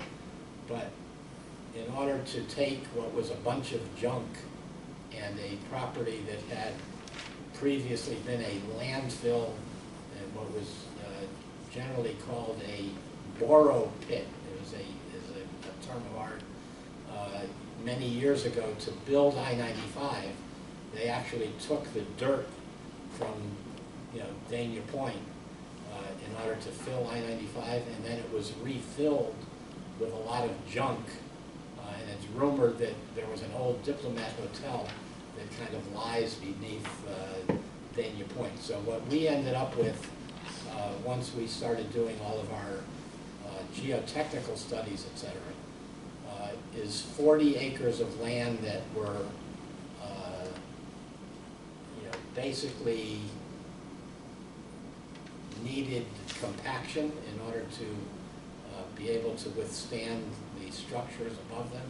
So we did what's called deep dynamic compaction. And this is something that's, again, very unusual. But we had a 40-foot high crane dropping down a 5-ton concrete wall, so to speak, over a 3 or 4 month period to compress the property. The other way we could have done it was to what they call overburden the land with other fill and let that sit for a year or two to do that. But we didn't have a year or two time to do that. But we literally spent millions of dollars on 40 of the 100 acres doing the deep dynamic compaction. In order to do that, we needed to go to the state, we needed to go to the county, we needed to have acoustical engineers monitor the dropping of this this concrete pad, and if we got above a certain level, there was an alarm that actually went off. So that, again, was something very unique to this particular property that happens around town, and someday you guys may end up seeing that happen, with, golf courses and things like that, that, may need to have compaction. We had that. Because we had to fill the lakes in the front, we actually had to import 400,000 cubic yards of fill, and because we were doing the deep dynamic compaction of the property, the ground was going below what the finished floor levels would be. So we actually found a fill contractor that was demolishing one of the terminals at Fort Lauderdale International Airport, and they were actually taking up the runway, and all the concrete, et cetera, in the runway was able to be ground up in these huge machines, and we were able to buy the fill at about a third of what it would have been if we had to buy it from a quarry. But that was another thing that we had to deal with, in the overall developed property. We have, in order to do drainage, you either have open retention ponds, which we have some along the rear of the property underneath the power lines, but instead of that, you can do what's called, and this is generally done near bodies of water, such as the intracoastal or whatever, but we created what were called deep injection wells. We have about 40 deep injection wells that take the overflow of water in a rainstorm and actually pump it 200 feet down into the aquifer, all right, after it's filtered, et cetera, for, to keep it non-contaminated. But, we ended up with 40 injection wells in order to develop the property. The infrastructure issues, we widened the streets, we moved the Burger King, we moved the Advanced Auto. The city thought that they had enough sewer across the street from us on the west side of what's called the C-10 Canal, to have a pumping station to that part of the property. As it turns out, with the density of what we were doing there, that sewer pipe was old, and everybody was worried that it would not be able to withstand what we were doing. So we were actually volunteered and ran 6,000 linear feet, 1.25 miles of new sewer pipe from our property all the way to the east side of US West, along the north side of what was Dania Beach Boulevard. We had negotiated with Florida Power and Light. Behind the property are these high tension lines. So I learned a new term, and I had forgotten it yesterday, but I remembered it this morning. What's there now, and when you look at when you look at things around town, there are what's called Sicilian towers, all right, which are basically these Italian towers that you can probably find it somewhere Anyway, those things can be changed out to be, and you'll see it all along Dixie Highway now. There are 60-foot high concrete reinforced poles that could have replaced those Sicilian towers, but we had 4 of them behind us. In order to do that, Florida Power and Light required us to do another one to the east of us and 2 to the west of us on other people's property. And it was about a $2.5 million number that we decided that we didn't need to do because we were going to be doing commercial and not residential in front of those towers anyway. So those towers still stand, but someday, sometime in the future, Florida Power and Light will be replacing all of those Sicilian towers to the 60-foot high concrete poles. The other thing is that in connection with all of the drainage in the property so it doesn't flood when it rains, there's what is called exfiltration trench, which is PVC pipe that is underneath, that you put underneath the ground that actually holds the water, until it can't hold it anymore, and then it gets pumped into the deep injection wells. But we think that we have the record of exfiltration pipe in any single project probably in the state of Florida. It's estimated we have 5 miles of exfiltration trench underneath our property.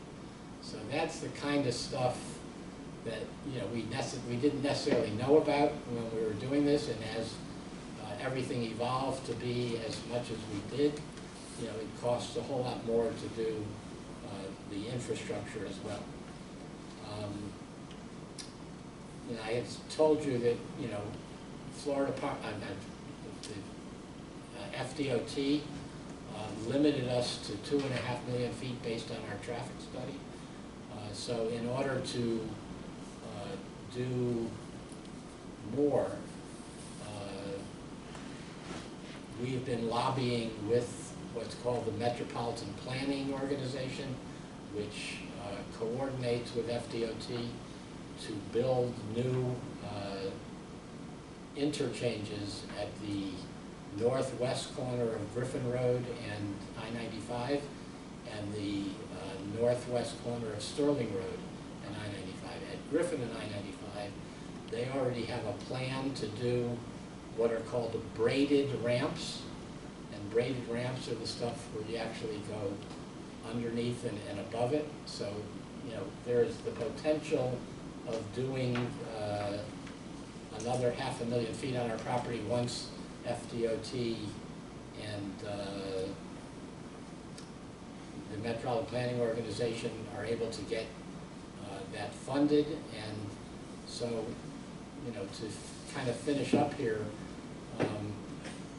there is still a future evolution. While we evolve this property from the 1,100,000 feet to the 2.5 million feet, and in fact now are building everything or have it all under contract except for the condominium, there's still room for future evolution. All right, if we're able to get the FDOT to do what they're doing based on the fact that we're creating this $43 million of new tax revenue and all of the different revenue sources that the property is doing, we're making a political pitch to the governor's office in the state of Florida that they should be doing that at their expense so that we can do another 500,000 feet. Where would we do it? Because we've already filled up what everybody thinks is the whole property. But if you really look at the first phase of the property, and especially around the buildings that You don't have a site plan? no, I'm going to go right here. This right here is where all of our exfiltration trenches. This is where those little restaurants are. We had the idea of building an office building over here, and we can still probably build another 200 to 300,000 foot office building on this property. We would have to create underground storage instead of the exfiltration pipe that's underneath that property, but that's another place that we could add another couple 100,000 feet of office.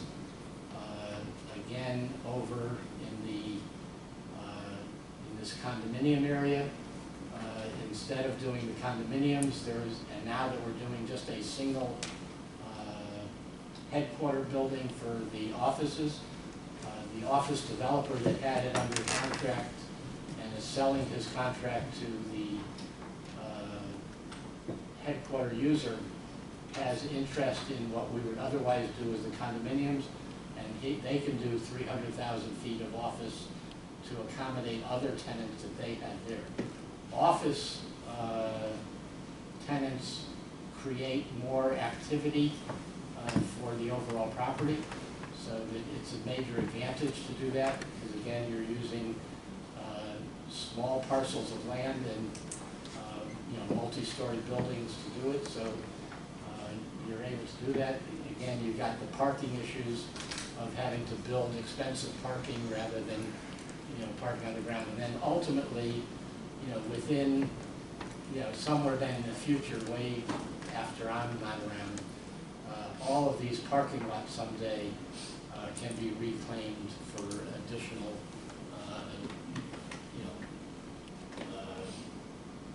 vertical construction, rather than that. The questions that people in your generation are going to have to deal with, again, I'm not going to be around to be dealing with it, is what the effect is on parking garages of ride sharing and self-driving cars. I mean, the self-driving cars are a big issue now, in the overall real estate development business, as to whether or not new parking garages should be less dense than they are, and with regard to building new parking garages, whether or not they should be designed so that they can be converted to commercial uses, if in fact the parking requirements are not what they are today. So overall, what we've done is taken a dump and contaminated piece of property, turned it into a major economic driver and a major destination location for all of Broward County and probably for all of Central Florida. And it can just keep going over the next 10 to 20 years. So that's kind of where we are. That's my story. I'm happy to answer any other questions you guys may have. Yes. So one of my questions would be, I know you guys had different, kind of showing everything there, and I was just curious to know, how kind of difficult that was to acquire every single piece of land. Some of them, with eminent domain, maybe they didn't want to sell. It just seemed like, this is what we needed, and you guys just kind of purchased all the property. Did the city have any, help you in any way of accomplishing that, or? You only had private-to-private contracts with the land. Right. Yeah. So. My partner and I met with each one of the owners multiple times. Some of them were anxious to sell and get their money and run, and others were emotionally attached. For example, the Klatt family had never sold it, owns a bunch of property around Dania Beach and Broward County that the grandfather, the guy's name was Ernie Klatt. So I mean, we literally heard the whole history of Dania Beach and the negotiation of all these different pieces of property. But what ended up happening really is that, we either gave them enough money to make them happy, and in a couple of cases we had legal issues to deal with, which we made the owners deal with them. For example, on that tiny little piece of property on Sterling Road, they filed their own suit to quiet title in order to be able to give us the land, because we could have lived without it, but they did that. In the case of the distressed warehouse piece, where there was a defective foreclosure proceeding, and the special servicer that knew nothing about the land, et cetera, was kind of blindsided by it, and they kept pushing us to close, and we kept giving them extension fees, et cetera. When in fact we went to close with them, our lawyer said, you know, there's another guy that claims to have title to this property, and they had to file another suit in order to do that, and extended that closing for about 3 or 4 months. With regard to the city, what the city did for us is, number one, agreed to the planned mixed-use development without any, you know, major obstacles. We were required to meet with the neighborhood and show them what we were doing, and we had total neighborhood support for everything we were doing. And then the city really used their informal pressure on the industrial guys to say that, you know, they're going to have to sue the city in order to build those 2 180,000-foot warehouses, because they're not going to, you know, because they really wanted to be part of what was then a regional activity center. So instead of that, you know, we nicely went in and kind of bought out that contract, or that, you know, letter of intent, which we didn't have to do, but we needed it. So the city was very helpful from that point of view. And then the city was totally helpful, you know, in our overall design of the property, to make sure that the roadways were adequate enough, that there were bike lanes. We literally had bike lanes throughout the entire property. That all of the signage and access points were, you know, properly designed. And so, you know, we went through a major process, but it was a cooperative process, so we never really had, you know, except for being extorted, you know, by the last few ground sellers, you know, we got it done. And did you have to pay over market value for a few of them then, I'm assuming? No one knew what market value was. I mean, we were the ones that actually created the market. And in fact, we thought we bought it well below overall market value on the assembly. And we had an appraisal done, you know, based on the overall assemblage, that gave us, you know, tens of millions of dollars more value. But when it finally came down to the end, with all of the infrastructure improvements, et cetera, there's still a question today as to whether or not we paid market value, or whether we should have gotten a discount because of all of the ground conditions that were there. Yes. Kind of piggybacking on that, being that it's such a large project, when you guys had your vision in the beginning on what you wanted to do, you know that you had to get different parcels. By obtaining those different parcels, what's the process? You get the parcels first to obtain your vision, and then you let everyone in. Are you upfront? As you obtain anything with the city, with the individuals, or well, you want to get everything we were first? Certainly upfront with the city, but it was basically not public meetings. They were private meetings with city staff and with, you know, the commissioners one-on-one.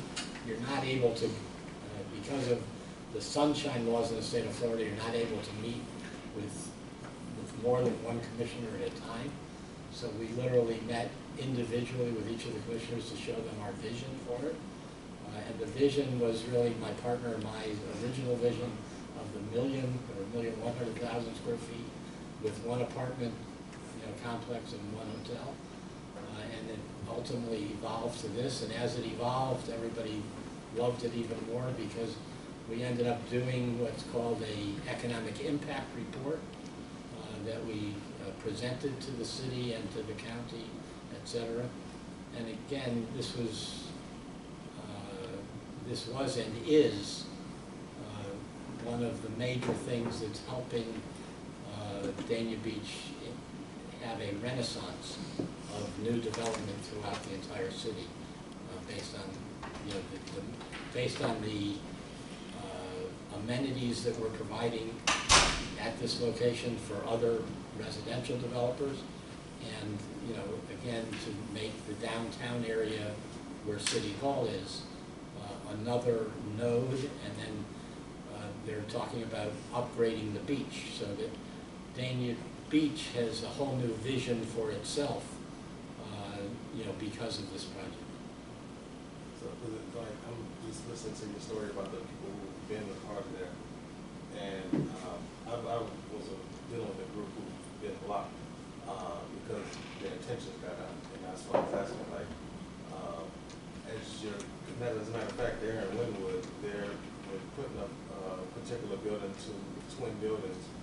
It got out to someone else, they got blocked, and now someone's building the same thing 2 blocks away in Wynwood. So it's happening now. That's why I was asking, how do you go about Well, the again, process? I mean, there was, the access to any one of these parcels was very difficult, you know, by themselves.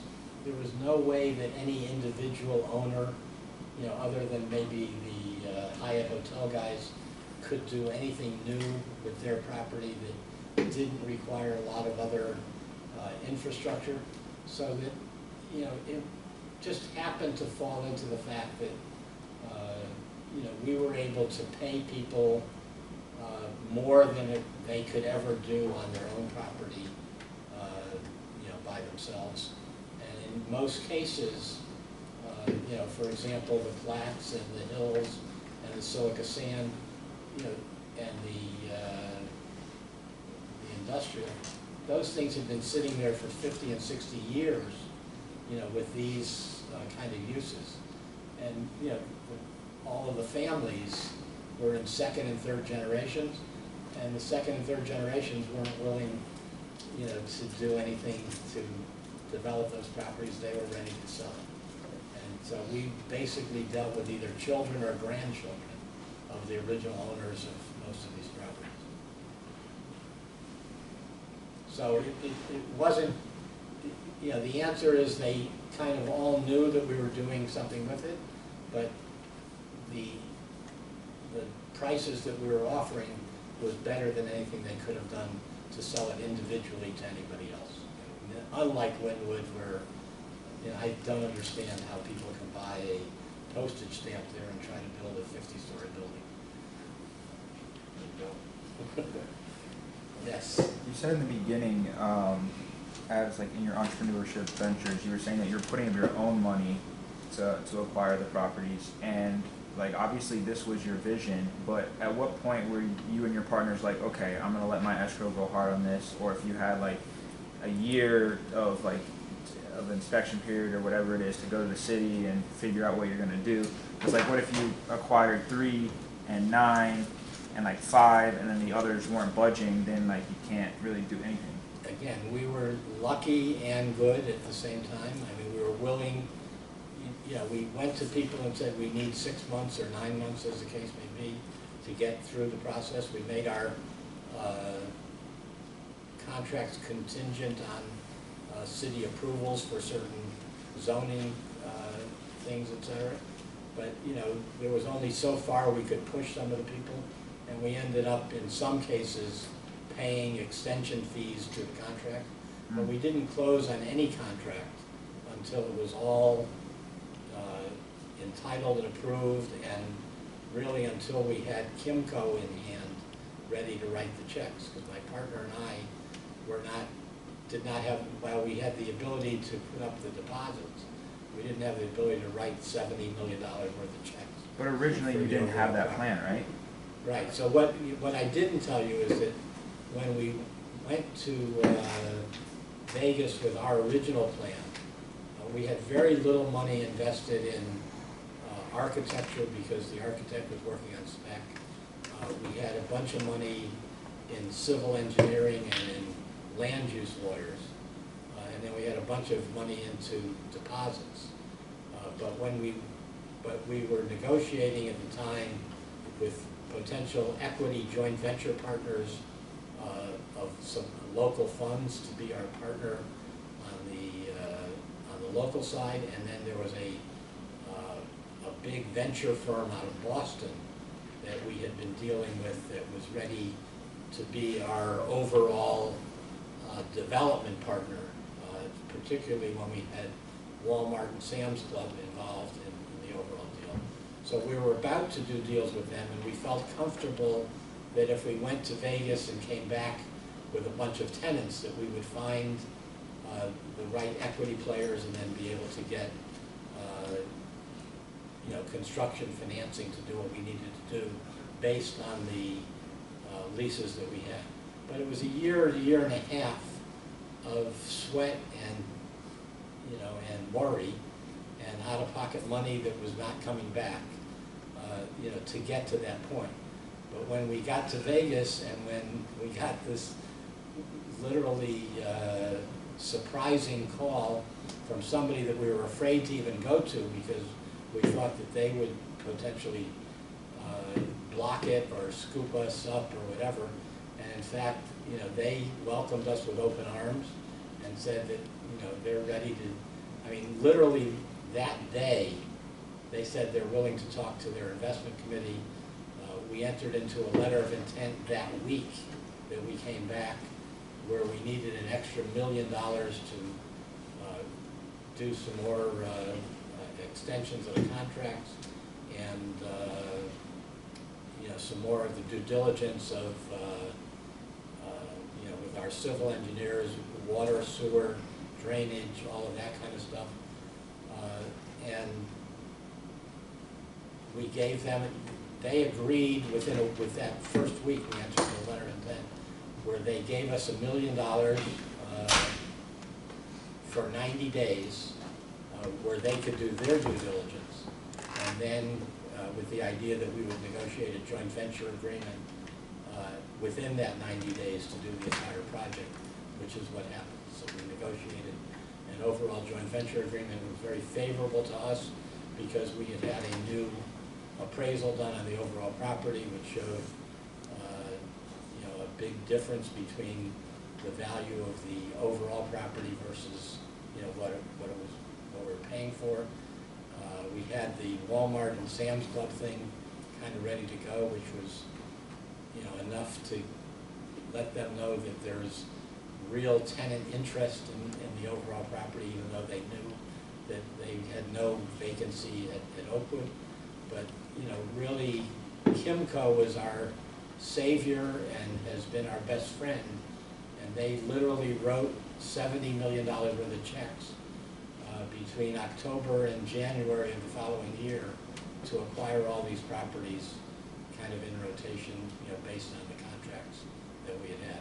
And nothing can get started or proceed at all unless you have those contracts. Like, you can't have all these meetings and raise the money with the idea if you don't have contracts ready to go, right?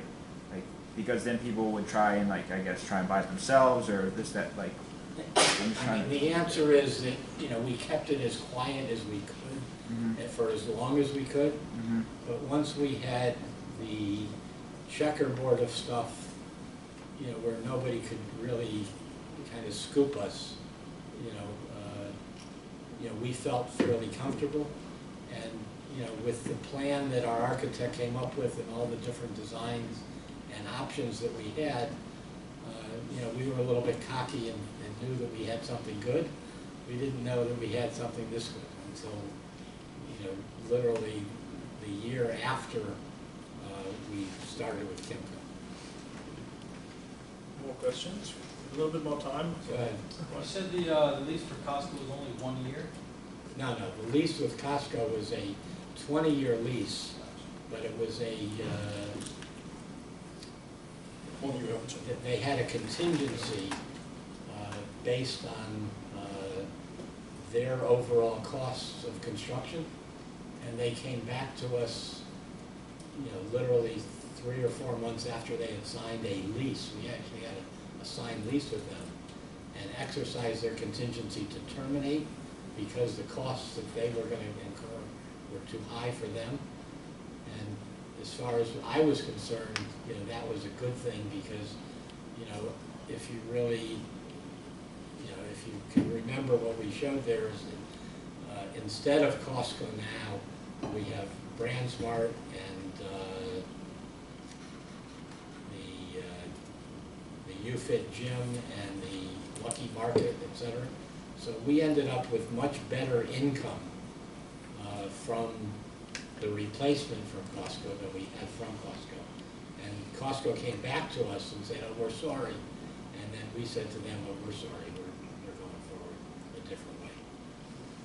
So again, sometimes, the leverage of tenants make you do things you don't want to do. In that particular case, they were a desirable tenant for Kimco, which was a big institutional tenant that liked to have Costco there. My partner and I really were not anxious to have them because we knew that we could do better. And as it turns out, we did better. So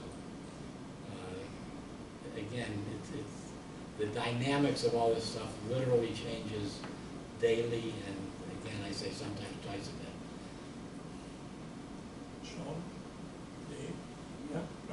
I have two questions. It's more about planning and design. And I see you claim this project is mixed use. I feel it's more horizontal mixed use. When you initiate the planning process, have you considered about the vertical mixed use? Very good point. All right. My partner and I were very much wanting to do vertical mixed use. Yes. And we had, for example, a law firm that wanted about 100,000 square feet, closer to I-95, and would have gone over some of the retail. But because Kimco is a really major national REIT that was primarily, especially 5 years ago, only doing retail properties, they wanted to keep the retail totally pure, and they wouldn't allow that office over it, and we wanted to do residential over it, and they just thought that it was making much too complicated. So they kept it, they kept it very simple, that we would only do the retail, and they would own the retail, and they didn't even want to own the residential, which they are now in the process of doing things in other places where they're owning the residential. But what we did, and I didn't bring it up, is that we actually did a 99-year land lease to the residential developer. So they end up having that as a residual property, and we ended up doing an air rights lease of the hotel to the hotel developer. And the only things that actually got sold off or will be being sold off is the office and the condominium land. So Kimco will in fact own all of the ground on that property forever. And this is, again, will be their #1 revenue property in 430 properties that they own. And they have a right to buy my partner and myself out, when the property's done, and we have the right to sell it to them after the property's done. So ultimately, they want to own the whole thing, and they'll buy us out, and we'll go and do something else. Do you want that to happen? Yes. Well, I don't know if you want to sit on the cash flow and have it just an income property, or... No, I mean, the answer is that, this is a life-changing event for somebody like me. So that, if we could get bought out for many millions of dollars, I mean, I can do what I want to do, and it's, excuse me, screw your money. I have another question. I see the life center is more of inner of your property. Why you not doing that life center or that more lifestyle? No. Try to explain how to. Like that area, that north area, I think it's more important in this the whole property. Why you not doing more? Why did we not do more? Or why did we not do? Why is it not centered?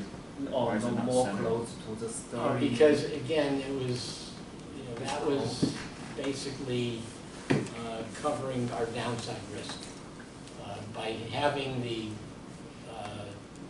south 35 acres developed with tenants that we had planned up front, we basically covered our overall ground costs for everything if nothing ever happened on the north side.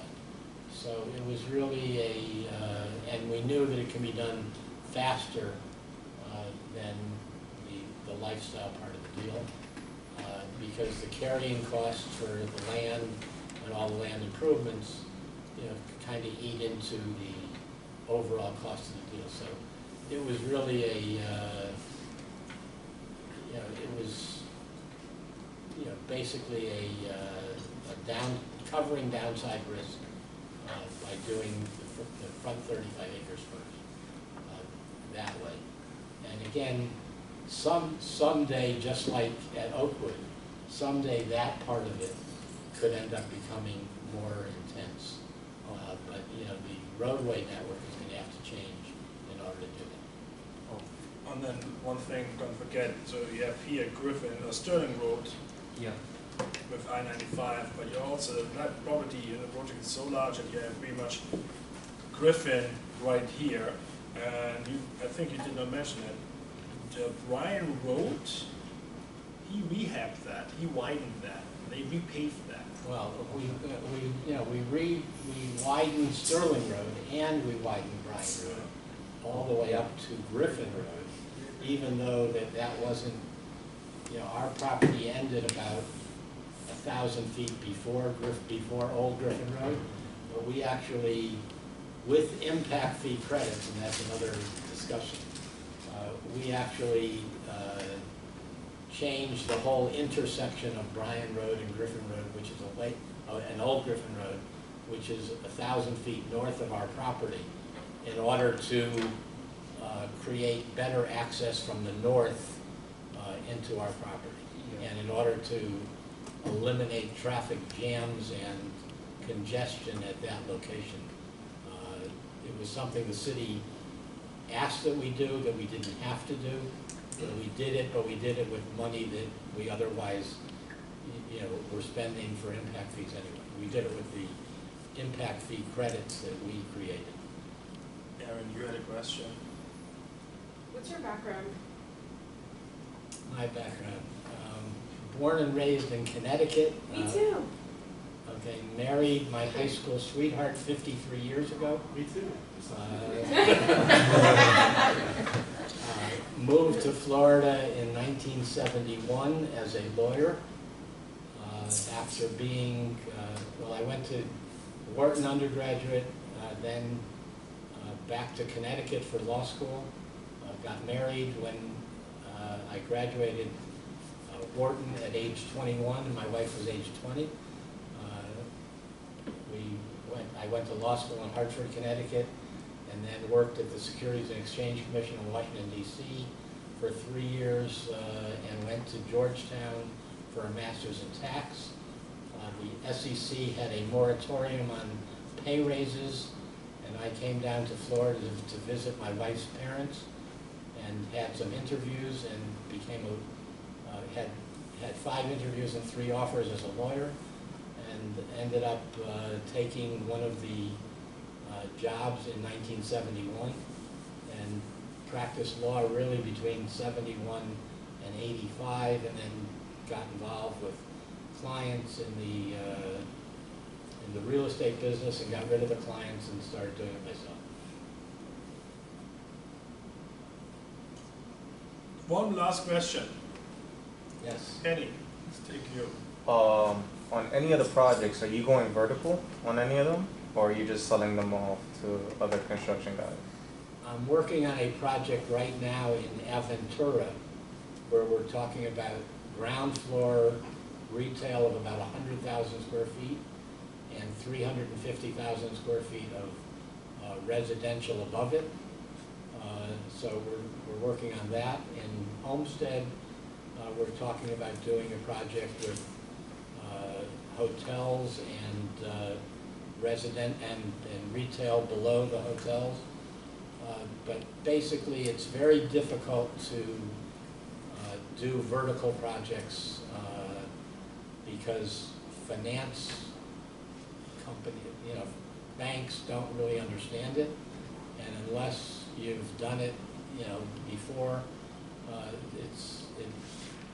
the obstacles are too hard for old guys like me to fight it out. But in this project, you're not going vertical on any of them? We're not going mixed use vertical. Okay. I mean, No, I mean yourself, you're gonna, No, this is all, we're still partners with Kimco. So the only real mixed use part of it where we have the hotel over retail. We own the retail as condominiums and the hotel owns their building, but we own the land. So that's probably the only mixed use part of it. We're sharing parking garages with the residential guys, but other than that, Kimco will own all of the retail themselves, with nothing above or below them. Where in Homestead you out there? Pardon? Where in Homestead do you go? Near Harris Field. I live down there, that's why. Okay. All right, at that point, I would like to thank you, Bob, for your time, for your presentation, and the amazing experience. I hope you understand why I was so excited to have you here in the room. I invite you guys, drive by. There are a few shops open already, different food levels. Take a look at this. This is an amazing project. You have the understanding today, you have the theory behind it. Find those locations. It's really mind-blowing to be actually on the site and see, okay, there's the hotel coming up, there's another shop, there is a wine restaurant, vineyard thing coming in, this is the other element. Then you look at the one side and say, hey, there's 250, 300,000 square foot of office space maybe coming in some time. It's really an interesting, large-scale development. Thank you very much for your time. And again, it changes daily. I mean, so for example, the condominium land, because we lost our buyer, we now think, and because the office buyer that was going to do multi-tenant office has sold off their piece to the headquarters user, they have tenants, they may end up buying the condominium and doing office there at that time, in which event we have to go back to the city and change our design development guidelines to change it from condo to office. But the city is very cooperative, so we're not worried about that. But the other thing we have to do, and we haven't gotten into the detail of it, we have a plat for the overall property that would have to have a plat, and the plat requires you to put all of your uses on it. So we would have to do a plat note amendment to do that. But again, it's a process, it's a non-discretionary process, and it just take 2 or 3 months to get done. So if in fact the office developer comes and wants to buy condominium land and wants to pay the right price, they're going to sell it. All right. So we're going to